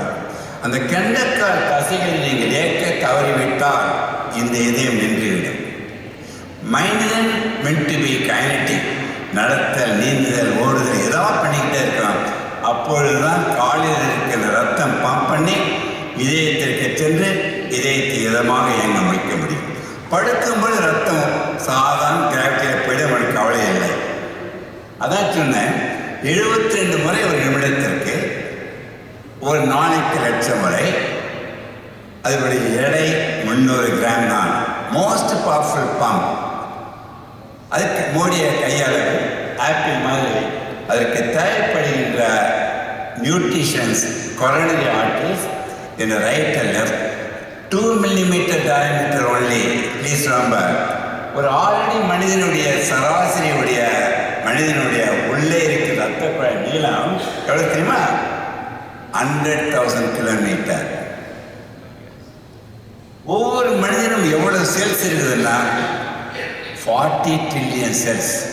சொக்கலிங் என்ற ஒரு தனிநமன் பேசிக் கொண்டிருக்கும் பொழுது இங்கே 40 ட்ரில்லியன் சொக்கலிங்கும் உங்களிடம் இருக்கின்றன உணர வேண்டும். அவ்வளவு பெரிய சக்தி. அந்த 40 ட்ரில்லியன் செல்ஸ் வாழ்வதற்கு 120 மேடம் சொன்ன மாதிரி 4 மடங்கு மைக்ரோ அந்த பாக்டீரியா, வைரஸ், ஃபங்கஸ் ஒன்று இல்லை என்றால் நம் செல்கள் இயங்காது. 2 சிம்பியாட்டிக்காக. உங்கள் இம்யூனிட்டி குறையும் பொழுது இந்த ஆர்கானிசம்ஸ் 2 நிமிடத்தில் உங்களை கொன்றுவிடும். அது balancing between all that two. இதயம் பேசுகின்றது உங்களிடம். இதயம் என்று பேசினால் அது என்ன கேட்கும் நினைக்கின்றீர்கள்? நீங்கள் சொல்லுங்க பார்க்கலாம். இதயம் பேசுறது இன்னைக்கு என்ன கேட்கும்? நல்ல சாப்பாடு, உடற்பயிற்சி. இதயம் கேட்பது ஒன்றே ஒன்று, நீ மகிழ்ச்சியாக மட்டும் இரு. இதயத்திற்கு சொற்கையில் வைத்திருக்கின்ற 20 பட்டங்கள், சொத்து, நகை, பணம் எதுவுமே அதற்கு தேவையில்லை. எதுவுமே என்னை காப்பாற்றாது. மகிழ்ச்சி என்ற அந்த உணர்வு வள்ளுவன் சொன்ன எந்த முறையிலையும் மகிழ்ச்சியை மட்டும் இழக்காது. அந்த மகிழ்ச்சி என்ற மாத்திரையை எவ்வளவு நாள் சாப்பிடுங்க, அதற்கு இடையான ஈக்குவலான எந்த மருந்தும் உலகத்தில் கிடையாது, கண்டுபிடிக்கவும் முடியாது. மகிழ்ச்சி என்பது எப்படி தெரியுமா வரும்? மகிழ்ச்சி என்பது மனம் அமைதியுடன் இருக்கும் பொழுதுதான். அந்த அமைதி எப்படி தெரியுமா வரும்? உன்னை அறிந்த நிலையில் இருக்கும் பொழுதுதான் மகிழ்ச்சி வரும். வள்ளுவன் சொன்ன நிலையில் உன்னை அறிந்து விட்டால் உன்னை வெல்லுகின்ற சக்தி எதுவுமே கிடையாது. அந்த நிலையில் நியூரோ டிரான்ஸ்மிட்டர்ஸ், அந்த நிலையில் தான் நீ இளமையாக உடல் நலத்துடன் வாழ முடியும். சொக்கலிங்கம் இப்போது 80 வயது ஆகின்றது. உண்மையில் என் உணர்வுகள் 30 வயது சொக்கலிங்கம் மாதிரி பேசிக் கொண்டிருக்கின்றேன். ஏனெனில் வள்ளுவத்தை கடைப்பிடிப்பதால் மட்டும்தான். ஒன்றே கட்டாயம் சொல்ல முடியும். ஜான் சாமுவேல் இந்த அரங்கத்தை விட்டு நாளைக்கு செல்லும் பொழுது என் வயது 20 குறைந்தாலும் நான் ஆச்சரியப்பட மாட்டேன் என்று மாற்று கருத்தில்லை. என்னை எவருமே புரிந்து கொள்ளவில்லை. மக்கள் சொல்லுகின்ற ஒரு பெரிய குறைபாடு. ஒன்றே ஒன்று சொல்லுகின்றேன், நீ உன்னை புரிந்து கொள்ளவில்லை என்று உணர்ந்தால் போதும், அனைத்தும் அதில் அடங்கிவிடும். எப்படி அமைதியாக இருக்க முடியும் சொல்ல முடியுமா? சொற்களையும் எல்லா நாட்டிலும் செல்கின்ற எழுத்து மாற்ற முடியாத ஒன்று இருந்தால் மனதால் ஏற்றுக்கொள். மாற்றக்கூடிய மாற்றுகின்ற துணிவம் இரண்டும் பாகுபடுத்தி அறிவதுதான் ஞானம். நான் வைத்துக்கொள்.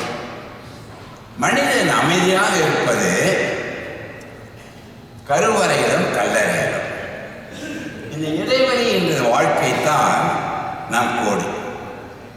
அதை நீ அமைதியாக அந்த வாழ்க்கையின் கோடு நம் கையில், நம்பிக்கையில், தன்னம்பிக்கையில், மூட நம்பிக்கையற்று வாழ வேண்டும். அது அமைதியோடு இருந்து விட்டால், இது அனைவரும் ஒரு ஸ்லைடை பார்க்க சொக்கலிங்கத்தை தயவு செய்து பாருங்கள். ஒரே நிமிடம். Okay, fine. இதுதான் அதே இங்கே நான் விஷுவலாக காட்டுறேன். பாக்குறீங்களா? இந்த கோடில் நான் சொன்னது, இந்த முனை என்பது கருவறை, இந்த முனை என்பது கல்லறை, இடையில் இருந்த வாழ்க்கை. இந்த வாழ்க்கை வள்ளுவன் சொல்லுகின்ற மனதின் அமைதியுடன் அவர் சொன்ன கருத்துக்கள் அனைத்து 3 மந்திரங்களாக சொல்லிக் கொடுத்ததை நீங்கள் அனைவரும் கடைபிடித்து விட்டால் இன்னில் இருந்து கவனிக்க வேண்டும். அனைவரும் இந்த கோட்டை நீங்கள் கூட்டிக் கொண்டே போக முடியும். இல்லை சொற்களிலும் வள்ளுவத்தை கேட்க மாட்டேன், நீங்க சொல்றதை கேட்க மாட்டேன்னா அதை குறைத்துக் கொண்டே 20 வயதில் மகிழ்ச்சியுடன் இறந்து விடுங்கள்.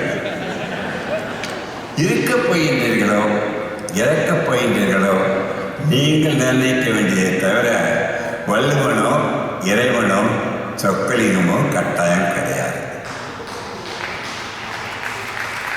இந்த அமைதியை இழந்து விட்டு கூட்டிய போது சொல்லிட்டா, அமைதியை இழந்தால் அதை குறைப்பதை ஒன்றும் தடுக்க முடியாது. நான் ஒன்றே ஒன்று கேட்டுக்கொள்வது உண்டு. இந்த சொற்களின் தயவு செய்து இருக்கின்ற வரை சொற்களிங்கத்துக்கிட்ட மாற்றிக்கொள்ளாது இருக்க வேண்டும் என்று நான் வாழ்ந்து கொண்டிருக்கின்றேன். ஒவ்வொருவரும் கல்லறைக்கு நடந்து சென்று கல்லறையை புதைப்பட வேண்டும் என்றால் தூக்கி கூட சொல்ல போக வேண்டாம் இருக்கின்றேன். மிக சிறந்த மருந்து என்பதை உங்களுக்கு புரிந்திருக்கும். இதுவரை மகிழ்ச்சியோடு சிறந்த மருந்து கிடையாது. எவ்வளவு தான் மகிழ்ந்து மற்றவரை மகிழ வைக்கின்றார்களோ அவர் மனிதர் அல்ல, மாமனிதர் அல்ல, அவர்கள் தெய்வமாகவே மாறிவிடுவார்கள். உன்னதங்களுக்கு தெரிந்திருக்கும். நீ மகிழ்ச்சியை மற்றவர்கள் கொடுக்கும் பொழுது இதை பாருங்க, எவராவது ஒருவர் முக கண்ணாடி ஒன்று கண்டுபிடிக்கவில்லை என்றால் உங்கள் மூஞ்சி, அழகு, மூக்கு இது எதுவுமே தெரியிருக்காது. மற்றவங்க பார்த்து சொல்ல வேண்டாம் தெரியிருக்கும். ஆனால் நீ முகத்தில் எழுந்து கண்ணாடியை பார்க்கும்போது முதலில் தயவு செய்து சிரித்து கொண்டு ஒரு முறை பாருங்கள். உங்கள் மூஞ்சி மிக மிக அழகாக தெரியும். ஆனால் மற்றவர்கள் சிரிக்க வைக்கும் பொழுது மற்றவர்கள் அனைவருக்கும் உன்முகம் மிக அழகாக தெரியும் என்று மாற்று கருத்தில்லை. சரி, மிக சிறந்த மருந்து மகிழ்ச்சி என்றால் அது ஈக்குவல் எந்த மருந்து என்று யாராவது சொல்ல முடியுமா? எது? நம்ம தூக்கம். தூக்கத்தை இழக்கும் பொழுது அவன் இறக்கின்றான் என்பதை, தூக்கமே ஒரு இறப்பு, பிறக்கப் போகின்றோம். தூக்கத்தை இழந்தால் இறப்பை தவிர்க்க முடியாது. குறைந்தது 7 மணி நேரத்தில் 8 மணி வரை. அப்பொழுதுதான் உங்கள் உறுப்புகள் அனைத்தும் ரீஜெனரேட் ஆகும். சரி, எல்லாம் சொல்லிட்டீங்க. ஹாப்பி ஹார்மோன்ஸ் பாருங்க, டோஸ் படிக்க பார்க்கலாம். அதில் முக்கியமானது என்டார்பின். என்டார்பின் என்பது என்ன தெரியுமா? மார்பின் ஒன்றை போட்டுக்கொண்டால் வெளியில் இருந்து போட்டுக்கொண்ட மார்பின் உங்களை கொன்றுவிடும். அது மாதிரி ஸ்டூடெண்ட்ஸாக ட்ரக் அடிக்ட் ஆகிட்டாங்க, இறந்து கொண்டிருக்கின்றார்கள். ஆனால் மகிழ்ச்சி என்ற உணர்வில் உங்கள் உள்ளே சுரக்கின்ற மார்பின் தான் இந்த சக்தி வாய்ந்த என்டார்பின். அந்த என்டார்பினை சுரக்க வைத்துக் கொண்டால் 100 வருடம் வாழ முடியும். கடந்து கூட இரவு நேரத்தில் குறைந்த 7 மணி நேரம் மெலட்டோனின் இந்த சுரக்க வழி செய்ய வேண்டும். மகிழ்ச்சி என்பது கொடுப்பதில் மட்டும்தான் மகிழ்ச்சி. அறிவாக, ஞானமாக, உழைப்பாக, பணமாக கொடுத்து கொண்டே இருங்கள். மகிழ்ச்சி என்பது குறையாது. அதுவே மிக்க மகிழ்ச்சி இதுவாக இருக்கக்கூடிய சொல்லுங்க பார்க்கலாம். மகிழ்ச்சி கொடுப்பதில் அதைவிட பல மடங்கு மகிழ்ச்சி எதுங்க? இது என்ன மௌனமாகிட்டீங்க? அதைவிட மிக்க மகிழ்ச்சி எது? உன்னை வைத்துக் கொள்ளுங்கள். என் உறவினர் அனைவருமே விட்டுக் கொடுப்பதில் தான் மகிழ்ச்சியை நீ உணர வேண்டும். எவன் ஒரு விட்டுக் கொடுத்து விட்டால், பட் உன்னை யாருமே விட்டுக் கொடுக்கக்கூடாது. சூழ்நிலை மறப்பதும் மன்னிப்பதும் மனிதனுக்கு கிடைத்த ஒரு வரம் என்பதை புரிந்து கொள்ள வேண்டும். வெற்றி அடைவது மகிழ்ச்சி நினைத்துக் கொண்டிருக்கின்றோம்.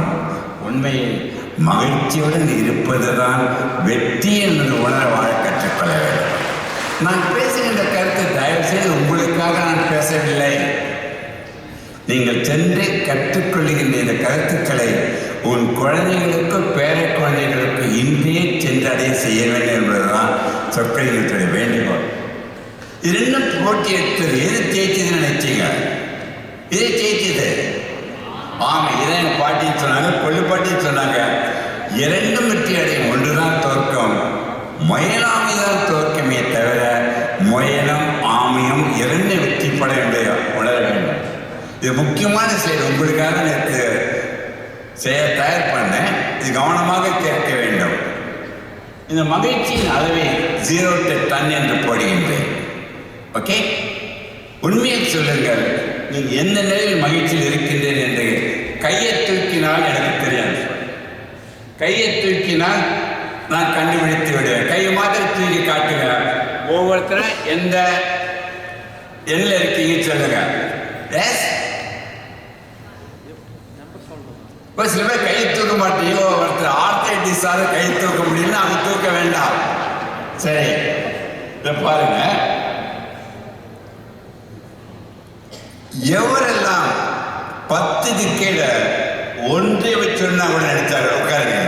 ஒன்றை நினைத்தார்கள். ஒன்று குறைந்திருந்தாலும் எதுக்கீழே 10க்கு கீழே ஒன்று குறைந்தாலும் நீங்கள் மாரடைப்பு வருவதை தவிர்க்க முடியாது.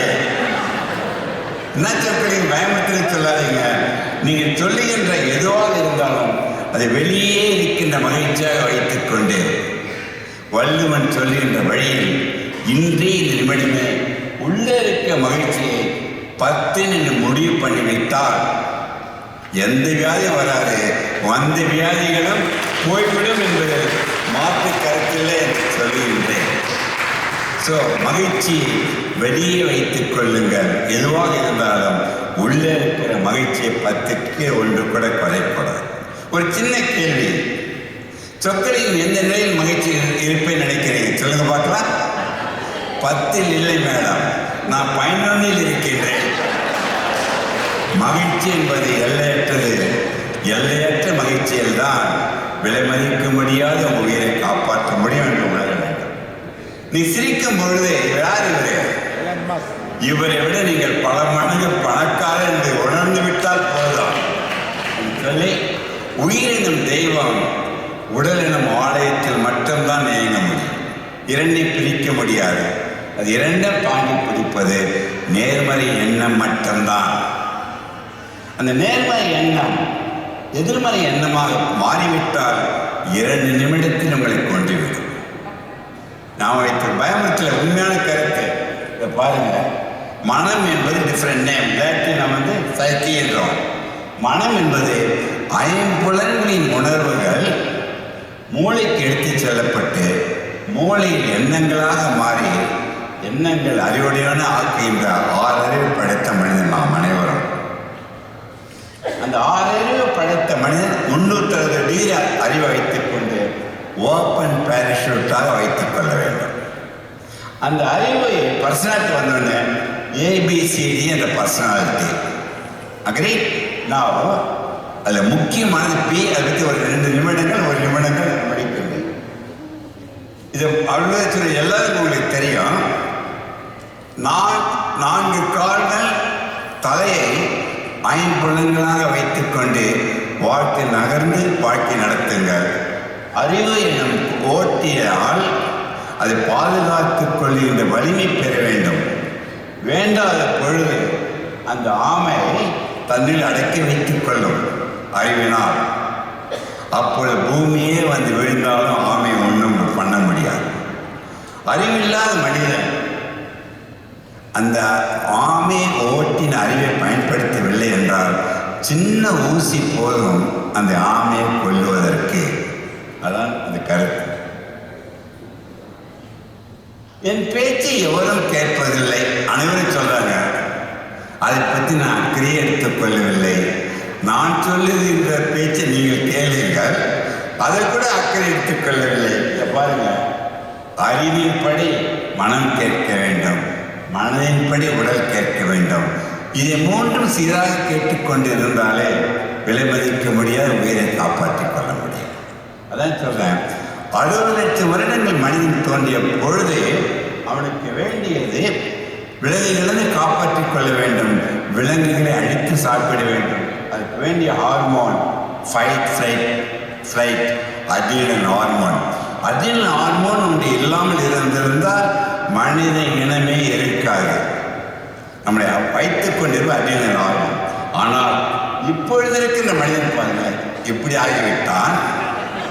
இதையும் ஏற்றுக்கொண்டேன் சொற்கலிங்கம், இவன் இப்படி ஆகிவிட்டான். இவர்கள் தான் அதான் உடம்பிலும் வாழக்கூடாது, எக்காரணத்தை கொண்டு மனதிலும் வாழக்கூடாது. Minimum is maximum. இப்பொழுது உலக அளவில் பேசிக் கொண்டிருக்கின்ற தலைப்பு, எப்பொழுது உங்கள் தேவைகளை குறைவாக வைத்துக் கொள்கிறீர்களோ மகிழ்ச்சி என்று கூடிக்கொண்டே இருக்கும். Less is more. உங்கள் லக்கேஜில் தெரியல, அதான் முதலே சொல்லிவிட்டேன். ஞாபகத்தைக் கொள்ளுங்க, 3 ஊக்களை முதல்ல சொன்னல பாருங்க. உணவு, உடை, உறையிடம் வாழ்வதற்கு. ஆமா மாத்தினான். எனக்கு தமிழ் தெரியாது, நீங்க கற்றுக் கொடுக்குறா இங்க வந்திருக்கிறேன், கற்றுக்கொள்கிறேன். இந்திரா மூலம் கற்றுக்கிறேன். இதை பாருங்க, இந்த 3 பாருங்க. இந்த உணவை இப்படி மாத்திக்கிட்டான். கண்ணாடி ஒன்று கண்டுபிடிக்கலாம் முடியாதுல்ல. ஆனால் லேடிஸ்லாம் இப்போ கண்ணாடி பார்க்கறத விட்டுட்டாங்க. ஜென்ட்ஸ் தான் நிறைய நேரம் கண்ணாடி பார்க்குறாங்க. அதுவே கேள்விப்பட்டேன். Mind is reflection. பாடி பார்த்தீங்கன்னா உங்கள் மனதை தான் பாடி ரிஃப்ளெக்ட் பண்ணி எல்லா வசதியும் பெற்றான். பெட்ரூம்லேயே ஸ்விம்மிங் பூலை வச்சுக்கிட்டான். எல்லா வசதியும் பெற்ற மனிதன் அமைதி இழக்கும் பொழுது ஒரு நிலையில் இழந்து விடுகின்றான். ஞாபகத்துக்கு அதான் நான் சொல்றேன், உயிரினம் தெய்வம் உடலினம் ஆலயத்தில் மட்டும்தான் இயங்க முடியும். அந்த உடல் கெட்டுவிட்டால் அந்த உயிர் அவனை விட்டு பிரிந்து விடுகிறது. அதன் ஆலய வழிபாடு என்று தோன்றியது, மதங்கள் தோன்றியது. எந்த ஆலயத்திற்கு உள்ளே மன அமைதியிடத்தில் அவர் மூலவர் என்ற ஒரு பெயர் வந்ததற்கு கூட அவர் மூலம் உன்னை அறிவதற்காகத்தான். எல்லா மதமும் பிடிக்கும். திருவள்ளுவருக்கு ஒன்று மட்டும் பிடித்திருக்காது நினைக்கின்றேன், தாமதம் மட்டும் பிடித்திருக்காது நினைக்கின்றேன் சொல்லி ஆவதம் பெண்ணால் அடுத்தது இங்கதான் ஃபர்ஸ்ட் டைம் லேடிஸை சொல்லவே இல்லை. அழிவதம் பெண்ணால் எந்த பெண்ணும் எதையும் அழிக்க மாட்டார். வீட்டிலோ நாட்டிலே ஏற்படுகின்ற தீய சக்திகளை அழிக்கின்ற சக்தி பெண்களுக்கு மட்டும்தான் உண்டு என்பதால் சொல்லப்பட்டு நாங்கள் சொன்னோம். சொற்களில் சொல்லுற ஆவதம் மனதினால் ஒருவன் அழிவதும் அவன் மனதினால் மட்டும்தான் சொல்லி ஸ்ட்ரெஸ் இருக்க வேண்டும். பாசிட்டிவ் வைத்துக் கொள்ளுங்கள். நெகட்டிவாக சென்றால் உங்களை நரகத்தில் தள்ளி இறக்க வைத்துவிடும். அதான் அடிக்கடி சொல்றேன், அவரேஷியஸா இருக்கிறது, கம்ப்ரெஸ்டா இருக்கிறது, டிப்ரெஸ்டா இருக்கிறது, எக்ஸ்சேஞ்ச் பர்சனாலிட்டி நீ இன்க்ரீஸ் பண்ண, இது அனைத்தும் நீங்கள் தவிர்க்க வேண்டும். அதான் சொல்றேன், be positive, be calm. Meditation ஒன்றை கற்றுக்கொண்டால் அவனுக்கு மெடிடேஷனே தேவையில்லை. அனைவருக்கும் ஒரு வேண்டுகோள், நேராக உட்கார வேண்டும். இப்பதான் நேரம் உட்காரீங்களா? உட்காரும்போது நேராக அமர்ந்து வள்ளுவன் சொன்ன வழியில் நேர்மையாக இருந்து விட்டால் எவருக்கும் பிரச்சனை இல்லை. சொக்கலிங்கம் என்ற ஒரு மனிதன் இதுவரை நான் தியானம் பண்ணதில்லை. இன்னும் ஒவ்வொரு டீம்லும் பேசிட்டு நான் சொல்லுகின்றேன், நான் என் பிரேமியை ஒரு தவமாக நினைத்து என் வாழ்க்கையை நான் தியானத்தில் நடத்தி கொண்டு இருப்பதுதான் உண்மையான கருத்து என்பதை பதிவு செய்கிறேன். அதான் எதிர்மறை எண்ணம் என்று வந்துவிட்டால் அவனை தூண்டப்படுகின்ற ஹார்மோன் கொழுப்பான உணவுகள் தான் உடல் பருமன், சுயம்பேறி, புகைப்பிடிப்பது, மது அருந்துவது என்ற மயக்க உணர்வில் இருப்பதால் தான் இந்த சைக்கிளுடைய கம்ப்ளீஷன் பண்ணுங்களேன். கொலஸ்ட்ரால், சர்க்கரை வியாதி, இரத்த கொதிப்பு அனைத்தும் ஒன்றின் பின் ஒன்றாக சேருவது தவிர வியாதிகளை வரவேற்கின்றீர்கள். அது வருவது அல்ல. அது இருக்கும் பொழுது அந்த சின்ன இரத்த அடைப்பட்டு மாரடைப்பு உங்கள் குழந்தைகள் அதை பார்த்து கற்றுக்கொள்கின்றது. இந்த நோயாளிகள் 100 பேரில் 95% ஒரு வருடத்தில் இந்த நோயாளிகளுக்கு மருந்தே தேவையில்லாமல் வள்ளுவன் சொன்ன வாழ்க்கை முறையில் கடைப்பிடிப்பதால் மட்டும் சொல்லி 3 உயிர்கொல்லி நோய்கள் உலகத்தை தாக்குவது மாரடைப்பு, கேன்சர், ஆக்சிடென்ட் இன்க்ளூடிங் சூசைட். அனைத்தும் இன்று மனம் வைத்தால் 100க்கு 100 தடுக்க முடியும். அது மட்டுமல்ல, மேக்சிமம் ஹார்ட் அட்டாக் உலகில் 5 மணி 8 மணி வரை, அதுவும் திங்கட்கிழமை. நான் லண்டனில் ஒரு தடவை பேசினேன். ஒரு மாணவன் எழுந்து, இனிமேல் சொக்கலிங்கம் ஐயா நான் 9 மணிக்கு எழுந்திருக்க போகிறேன்னாரு. எழுந்திருக்கின்ற நேரம் முக்கியம் இல்லை, மனநிலை முக்கியம். ஹார்ட் அட்டாக், மாரடைப்பு, கைக்கு பரவலாம், ஷோல்டருக்கு படம் மூடி ஏதாவது பரவலை வைத்து கேஸோ வாயுவோ சர்விக்கல் ஸ்பான்லோஸோ நினைத்து ஏமாந்து விடாதீர்கள். ஃபஸ்ட்டு 6 hours கோல்டன் அவர்களை காப்பாற்றிக் கொள்ள முடியும். எல்லா முறைகளும் பண்ணலாம். எமர்ஜென்சி, ஸ்டென்டிங், பிரைமரி எல்லாம் பண்ணலாம். Including transplant, artificial heart, pacemaker, வெகு விரைவில் ஜீன் தெரப்பி. எவ்வளவு ரூபாய் செலவழித்து வைத்தியம் பண்ணாலும் அனைத்தும் தற்காலிகம் என்று உணர வேண்டும். ஸோ இந்த உயிர் உடல் என்பதை காற்று 3 நிமிடம் சுவாசிப்பதை நிறுத்தினால் நீங்கள் இறந்து விடுவீர்கள். தண்ணீர் குடிப்பதை 3 நாட்கள் நிறுத்தினால் இறந்து விடுவீர்கள். 3 வாரங்கள் சாப்பிடவில்லை என்றால் உயிர் போய்விடும். அதான் சொல்றேன். இந்த ஊவை பாருங்களேன், உணவே உடற்பயிற்சி இந்த 3 ஊக்களாக பிரித்து இது ஒவ்வொன்றும் போற நீங்கள் கூட சத்தம் போட்டு படிக்கணும். படிக்கிறீங்களா? அந்த 3 மந்திரங்களாக மாற்றினேன். படிக்கிறீங்களா? படிக்க சத்தம் போட்டு. மன்னம் சீராக, உணவு சீராக, இந்த 3 மந்திரங்களை இன்னிலிருந்து கடைப்பிடிங்கள். இதுதான் வாழ்க்கையின் தத்துவம். அது அனைத்தும் எதிரும் அடிக்கடி உங்களை படிக்க சொல்றேன். யாரும் தூங்கக்கூடாது என்பதற்காகத்தான் படிக்க வைக்கின்றேன். சொல்லி நேர்மறை வாழ்க்கை முறையினால் காய்கறி, பழங்கள், உடற்பயிற்சி, உடல் எடை சீராக, போத் ஆக்டிவ் பேசிவ், அதனால் எதற்கு மருந்து தேவையில்லை சொல்லி நிரந்தரமான குணமடைய செய்வதற்கு வள்ளுவத்தை சிறந்த வழிமுறை இல்லை என்று கூறி இது உண்மையான கருத்தை உங்களிடம் பகிர்ந்து கொள்கிறேன். எவருக்கோ 99 பங்கு அடைப்பு இருக்கின்றதை வைத்துக் கொள்ளுங்கள். வள்ளுவன் சொல்லுகின்ற வாழ்க்கை முறை இன்றிலிருந்து 1 வருடம் கடைப்பிடியுங்கள். எத்தனை வருடம்? அனைவரும் கவனிக்க வேண்டும். கடைப்பிடித்தால் எவ்வளவு அழைப்பு இருந்தாலும் 1 வருடத்தில் பூரணமாக ரிவர்ஸ் ஆகிப்போச்சு, கரைந்து மறைந்து விடுகின்றது என்று சொல்லி ஜெனட்டிக்காக இந்த டிசீஸ் வருவது உண்டு. ஆனால் 9 வருடம் கடைப்பிடிங்கள். அந்த ஜீன் அந்த வியாதியத்தன்மை இழந்து விடுகின்ற உண்மையை கண்டுபிடிப்பதை உங்களிடம் தெரிவித்துக் கொண்டு இது பாருங்க. ஸோ இந்த ஸ்டைல் என்ன பார்க்குறீங்க? டக்குன்னு சொல்லுங்க வேகமா. பிளாக் ஸ்பாட் என்று சொல்லுவர்களிடம் ஹார்ட் அட்டாக் வருவதை தவிர்க்க முடியாது. இந்த ஒயிட்டான ஸ்கிரீனை முதல்ல பாருங்க. அதான் அபியாத்திரம் நம்ம கிட்டாதான் வெட்டணம் வர தீதம் என்றும் பிறத்தர வர. வாழ்க்கை ஒரு இனிய பயணம், அது பந்தயம் அல்ல. வாழ்க்கை நம் கப்பல். பிரச்சனை கடலில் தான் செல்ல முடியும். எவ்வளவு பிரச்சனை கடலே நீர் கப்பலை மூழ்க வைக்க முடியாது. சின்ன துவாரம் இருந்தால் உங்கள் பிரச்சனை உங்கள் உள்ளே விட்டால் 2 நிமிடத்தில் உங்களை கொன்றுவிடும். அதான் சொல்றேன். கோவிட் முடிந்தவுடன் 18,000 பேருக்கு அரங்கத்தில் ஜப்பானில் போய் பேசினேன். அங்கே பேசிய தலைப்பு 100 வருடம் வாழ வேண்டும். 2007 என் பேச்சை கேட்க விரும்பவில்லை என்றார்கள். என்னவென்று கேட்டேன். அந்த 2000 பேர் ஆல்ரெடி 102, 103, 104 வயதாகிவிட்டது. உன் பேச்சு அர்த்தமில்லை என்று கூறினார்கள். உடனே 100 வருடம் கலந்து வாழ வேண்டும் என்று சொன்னேன். ஆனால் 18,000 பேர் பேசுகிறீங்களா? இந்த அரங்கத்தில் கம்மியாக நினைச்சு நினைக்கிறீங்களா? கட்டாயம் கிடையாது. இங்கே இருக்கின்ற ஒவ்வொருவரையும் நான் 1000 பேருக்கு சமம் என்று சொக்கலிங்கம் பேசி ரசித்துக் கொண்டிருக்கின்றேன்.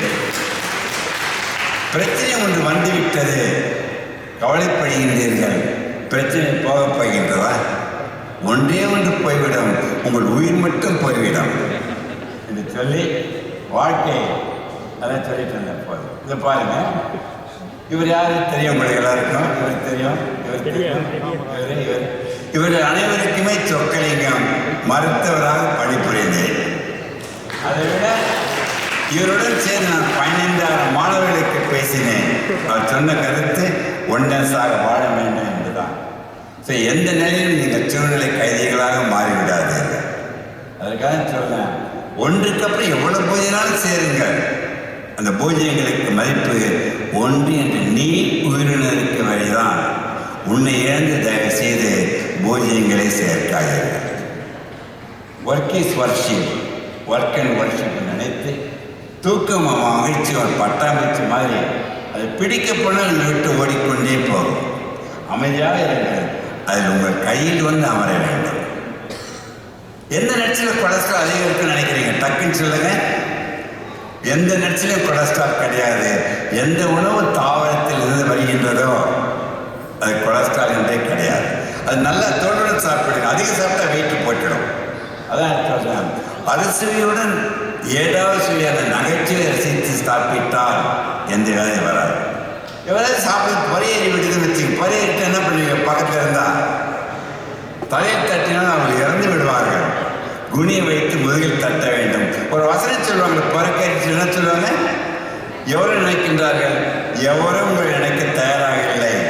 நீங்கள் எவரையோ நினைத்து சாப்பிடும்போது பறையேறுகின்றது சொல்லி சாப்பிடும்போது பிளேட்டில் 1/2 பிளேட் காய்கறி பழங்கள் மட்டும், 1/4 பிளேட் இது பாருங்க ஸ்டார்ச் அரிசி கோதுமை, 1/4 பிளேட் புரோட்டீன், தண்ணீர் ஒரு நாளைக்கு குறைந்து 3 நாள்லேருந்து 4 லிட்டர். ஏன்னா ஒவ்வொரு உடம்பிலும் 75% நீர் தான். அது நீங்கள் ரீப்ளேஸ் பண்ண தவறக்கூடாது. சால்ட்டு தயவுசெய்து 3 கிராமுக்கு மேலே சாப்பிடக்கூடாது. ஆயிலை தயவுசெய்து கம்மியாக சாப்பிடுங்க. அரிசி எவ்வளோ தூரம் கெடுதலோ அதே அளவு கோதுமையும் கெடுதல் என்று உணர்ந்திருக்க வேண்டும். அதான் சொல்கிறேன், ஆயிலை குறைத்து தயவுசெய்து உங்கள் ஆயிலை கூட்டிக் கொண்டே சொல்ல வேண்டும் என்று கேட்டுக்கொண்டு, இதான் அருமையாக சொல்லிடலாம். எல்லாருமே டிவி கண்டுபிடிக்கும்போது டிவி குண்டா இருந்தது, பார்க்குற ஒல்லியாக இருந்தான். இப்போ பாருங்க, டிவி ஒல்லியாயிடுச்சு, பார்க்குற எப்படி இருக்கான் பாருங்க. இதற்கு ஒரு முற்றுப்புள்ளி வைக்க வேண்டும் இது சொல்லி போத் ஆக்டிவிட்டிஸ் கூடாது. நியூ ஸ்மோக்கிங் உங்கள் குழந்தைகளுக்கு சொல்லுங்கள். எவ்வளவு ஒரு 10 மணி நேரம் ஒரே இடத்தில் வேலை செய்கின்றார்களோ அவர்கள் 30 சிகரெட்டு குடிப்பதற்கு சமம் என்று உணர வேண்டும். ஒவ்வொரு மணி நேரத்திற்கும் 1/2 நிமிடம் எழுதி நின்று ஸ்ட்ரெச் பண்ணால் போதும். லிஃப்டை கண்டுபிடித்து கொடுத்து ஓட்டி சிகாகோவில் 152 வருடங்களுக்கு முன்பு இன்றும் இதயத்தில் 9ஆம் ஆண்டில் சொக்கலிங்கம் என் அறைக்கு செல்வதற்கு ஒரு முறை கூட லிஃப்டை பயன்படுத்தியது கிடையாது. நடந்துதான் செல்கின்றேன். புதுசாக லிஃப்ட் வேணும்தான், சார் லிஃப்டில் வரலாமே என்னதான் கேட்டேன். அவர் பேர் சரவணன். லிஃப்டில் வாங்க சார், மேலே சீக்கிரம் போயிடலாமே. நான் அதுதான் நான் மேலே போனால் அவ்வளோ சந்தோஷம் தான் சொல்ல. ஸோ படிக்கட்டில் ஏறுவது, ட்ரெட்மில் பண்ணுவது பல மடங்கு பயனுடையதை புரிந்து கொள்ளுங்கள். ஸோ வாய் விட்டு சிரித்தால் நோய் விட்டு போகும் பழமொழி சொற்களுக்கு சொல்லுகின்ற புதுமொழி. வாய் விட்டு சிரித்தால் நோயற்றே வாழலாம் என்று சொல்லி பெண்கள் அனைவரும் தயவுசெய்து பொன்னைக்கு அணிவதற்கு பதில் புன்னைக்கு அணிய வேண்டும். இங்கெல்லாம் சொல்லாது, தமிழகத்திற்கு கருத்துக்காக சொன்னேன் என்று சொல்லி அமைதியான மனதில் தான் மகிழ்ச்சி, மகிழ்ச்சியில் தான் நகைச்சுவை ரசித்தீர்கள். உங்களை எப்பயாவது நான் கைத்தட்டின்னு சொன்னேன்னா நீங்கள் தானே தட்டீங்க. கைத்தட்டின் ரகசியத்தை சொல்லுகின்றேன் என் உறவினர்களே. கேளுங்க, உள்ளங்கை எல்லா உறுப்புகளும் பதிவாக இருக்கின்றன. பதிவான உறுப்புகள் கைத்தட்டும் பொழுது அக்குபேஷா தூண்டப்பட்டு மூளைக்கு சென்றடைந்து, மூளையிலிருந்து எல்லோருக்கும் சென்றடைந்து அனைத்து உறுப்புகளையும் 100 வருடம் இயங்க வைக்கின்ற சக்தி நீங்கள் பலமாக கைத்தட்டுவதால் உண்டு என்று மட்டும் சொல்லி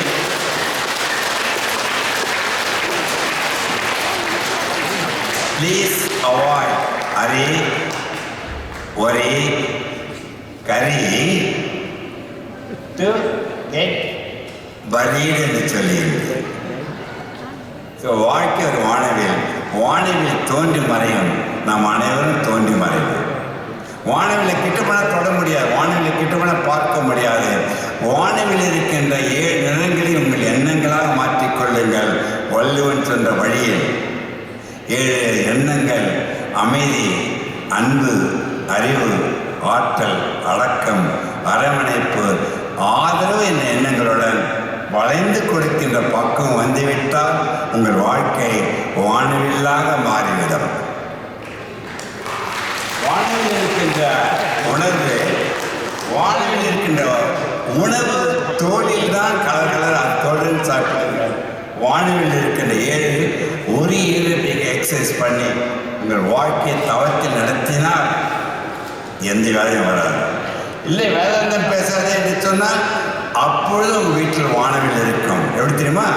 எல்லா மருந்துகளும் கலர் கலராக சொற்களில் சொல்லுவதே மருந்தெல்லாம் மருத்துவ நோக்கி என்று சொல்லி வாழ்க்கை ஒரு கணக்கு, நல்லதை கூட்டி கெட்டதை கழித்து அறிவை பெருக்கி நேரத்தை சீராக வகுத்து அனைவரும் சமநிலையில் வாழ கற்றுக்கொள்ள வேண்டுகின்றேன் என்று சொல்லி, நேற்று என்பது உடைந்த பானை, நாளை என்பது மகிழ்ந்து இருக்கின்ற பூனை, இன்று என்பதுதான் கையில் இருக்கின்ற வீணை என்று ரசித்து வாழ கற்றுக்கொண்டால் என் உறவினர் அனைவரும் உறவினர்களாக மட்டும்தான் இருக்கிறது என்று சொல்லி, உன் வாழ்க்கை உன் கையில், உன் வாழ்க்கை நீ நினைத்து வாழ வேண்டுமே தவிர மற்றவர்களை பார்த்து காப்பி அடிக்கக்கூடாது என்று கூறி அனைவரும் ஒரு செகண்ட் எழுந்து நிற்க வேண்டும்.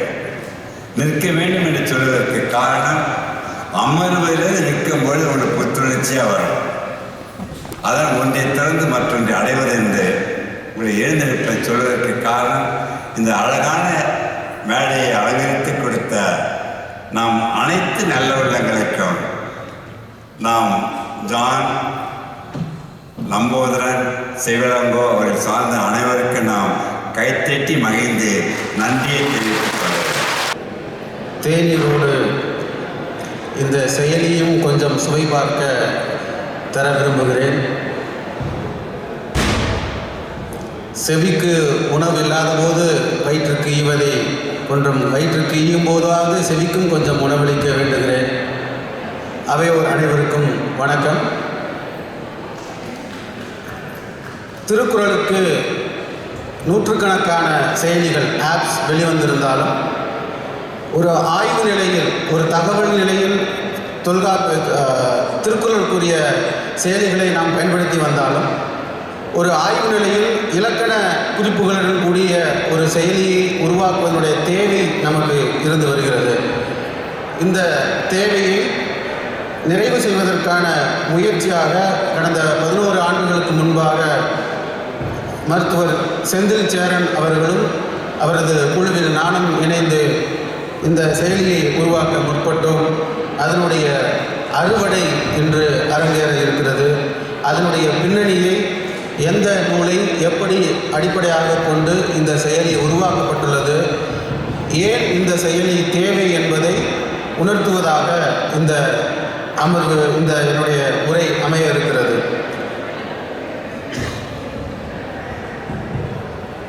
இந்த உரை பின்வரும் ஒரு 4 பிரிவுகளில் நிகழ்த்த இருக்கிறேன். திருக்குறள் செயலிக்கான உள்ளடக்கம், இலக்கண குறிப்பினுடைய தேவை என்ன, திருக்குறள் சொல்லறிவு சாமி வேலாயுதம் பிள்ளை அவர்களுடைய அந்த நூலினுடைய கட்டமைப்பு, அதனுடைய பயன்பாடு, திருக்குறள் அகராதி என்ற நூல் ராமசாமி அவர்களுடைய நூலினுடைய கட்டமைப்பு, இந்த திருக்குறள் செயலியுடைய வடிவமைப்பு, இந்த 4 பெரும் பிரிவுகளை உள்ளடக்கியதாக இந்த உரை அமைகிறது.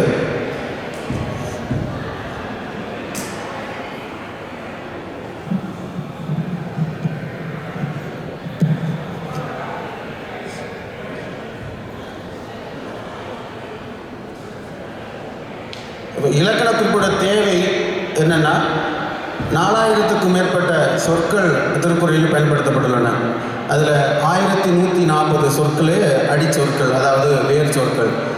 இப்போ இந்த வேர் சொற்களை நாம் அடையாளம் கண்டு அதனை புரிந்து கொண்டு அதன் அடிப்படையில் வேர் சொல்லை கொண்டு எவ்வாறு வினை வடிவங்கள் அல்லது பெயர் சொற்களோடு எப்படி வேற்றுமை சேர்ந்த சொற்களாக மாறுகின்றன என்பதனெல்லாம் நாம் அறிந்து கொள்ள முடியும்.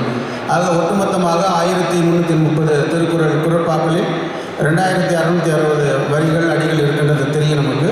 ஆனால் சீர்கள் அடிப்படையில் ஒரு குறளுக்கு 7 சீர்கள் வீதம், மொத்தம் 9310 சீர்களும் மொத்தம் 12000 சொற்களும் இதில் இருக்கின்றன.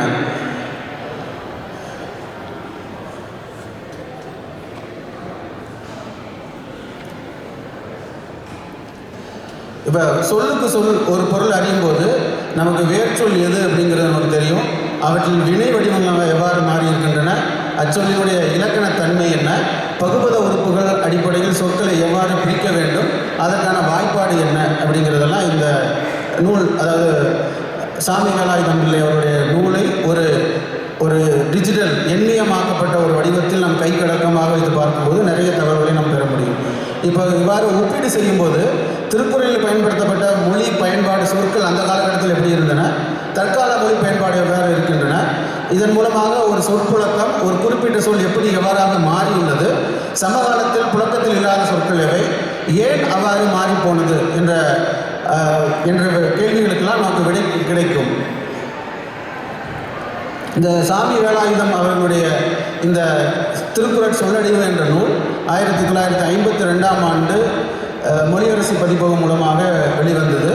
அதற்கு பிறகு 2002ஆம் ஆண்டு தென்னிந்திய தமிழ்ச்சங்கத்தின் சார்பாக மறுபதிப்பு செய்யப்பட்டது. இதனுடைய தொடக்க பக்கங்களாக அணிந்துரை, வாழ்த்துறை, முன்னுரை என்ற 3 பிரிவிலும், முதல் பகுதியில் விளக்கங்கள், திருக்குறள் சொல்லடைவு, பிற்சேர்க்கை என்ற 3 பெரும்பிரிவுகளும், 2வது பகுதியாக திருக்குறள் மூலம், திருக்குறள் பாட்டு, முதல் குறிப்பு அடைவு, திருக்குறள் கடைச்சொல்லடைவு, மதிப்புரை மாலை அப்படிங்கிறதும், இதையெல்லாம் பகுபத உறுப்பிலக்கணங்கள் அடிப்படையில் எவ்வாறு சொற்களை அவர் வகைப்படுத்தியிருக்காருங்கிறத நன்னூலை அடிப்படையாக கொண்டு இவற்றை வகைப்படுத்தியிருக்கிறார். இப்போ இதில் தேவையான சொற்களை தேடி எடுப்பதற்காக முதல் குறிப்பு அடைவும் கடைச்சொல் அடைவும் இதில் இடம்பெற்றிருக்குது. மொத்தம் 198 பக்கங்களில் 4300 பக்கம் தலைப்பு சொற்கள் மூலமாக இந்த சொல்லடைவை உருவாக்கியிருக்கிறார்.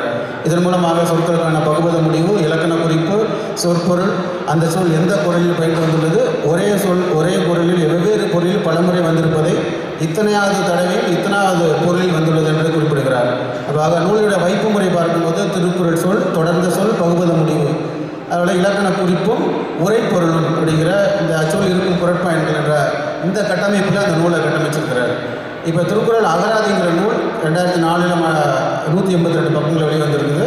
இதில் திருக்குறள் தெளிவுரை, அதாவது பொழிப்புரையின் அடிப்படையில் பதவுரை எழுதியிருக்காரு. 3வது புத்தகத்தை அடிப்படையாக கொண்டு இதில் அடிச்சொற்கள் அகராவசியில் கொடுக்கப்பட்டிருக்கிற சொற்றொடர்கள், அதை உள்ள திருக்குறள் எண், இலக்கண குறிப்பு, உரை, ஆக மொத்தம் 1139 அடிச்சொற்களும், 411 பெயரடிகளும், 389 வினையடிகளும், 142 பெயருக்கும் வினைக்கும் பொதுவான அடிகளும், 33 இடையடிகள், 11 உரியடிகள் அப்படிங்கிற சொல் பகுப்புகளை நம்மளால் இந்த புத்தகங்கள் மூலமாக தெரிந்து கொள்ள முடியுது. இதில் 4 வகையான பின்னணிப்புகள் இணைக்கப்பட்டுள்ளன. அதில் 47 வடமொழி சொற்கள் இதில் திருக்குறளில் இடம்பெற்றுள்ளன என்ற பட்டியலிட்டிருக்கிறார் சாமி வேலாயுதம் பிள்ளை. இப்போ இதற்கு பிறகு திருக்குறள் முடிப்பு அகராதி இடைப்பட்டிருக்குது 2வது பின்னணிப்பாக. 3வதாக திருக்குறளில் என்னென்ன அணிகள் இடம்பெற்றிருக்குன்னு, அதில் எத்தனை முறை அணிகள், எத்தனை பயன்பாடு, நிகழ்வெண்ணிக்கை, அதாவது ஃப்ரீக்வன்சின்னு சொல்லுவோம், அது எத்தனை முறை வந்திருக்குங்கிறது. அப்போது 4வதுல நிற்பன, நீந்துவன, ஊர்வன, பரப்பன, நடப்பன, எத்தனை மனிதருக்கு பயன்பட்ட வாகனங்கள், கருவிகள் என்னென்ன அப்படிங்கிறதெல்லாம் திருக்குறளை அக்கு வேறு ஆணி வேறாக பிரித்து அதில் வரக்கூடிய சொற்களை ஆராய்ந்து இந்த மாதிரியான கணினி பயன்பாடு, கணினி நுட்பம், இப்போதைக்கு வளர்க்கக்கூடிய ஏஐ செய்யறிவு நுட்பம் வளராத நிலையில் தனி மனித உழைப்புகளின் மூலமாக இவ்வாறு சொற்களை வகைப்படுத்தி இத்தகைய 2 நூல்களை வெளியிட்டிருக்கிறார்கள். அந்த 2 நூல்களை எங்களுடைய செயலி உருவாக்குவதற்கு அடிப்படை காரணமாக அமைந்தன. ஆக அந்த செயலுடைய வடிவமைப்பு எப்படி இருக்குது அப்படின்னா, இலக்கணத்தோடு குறள் என்னும் இந்த செயலி chapters, dictionary, favourite poems and favourite words அப்படிங்கிற 4 பிரிவுகளாகவும், அது டீட்டெயில், வேர்ட்ஸ், நோட்ஸ், ஃபீட்பேக் அப்படிங்கிற மற்றொரு 4 பிரிவுகளாகவும் இதை பகுக்கப்பட்டிருக்குது.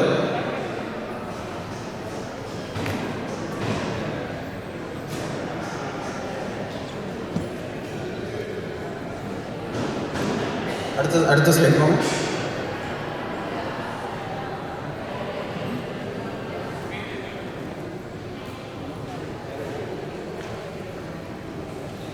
ஓகே, டீட்டெயிலில் ஒரு குறள் எடுத்துக்கிட்டால் அதோடைய புது வடிவம் என்ன, தனித்த சொற்களாக பிரிக்கப்பட்டது, நம்ம பதம் பிரித்து பயன்படுத்தக்கூடிய புதிய வடிவம், அதோடைய உரைகள் தமிழ், ஆங்கிலம் வழங்கப்பட்டிருக்குது.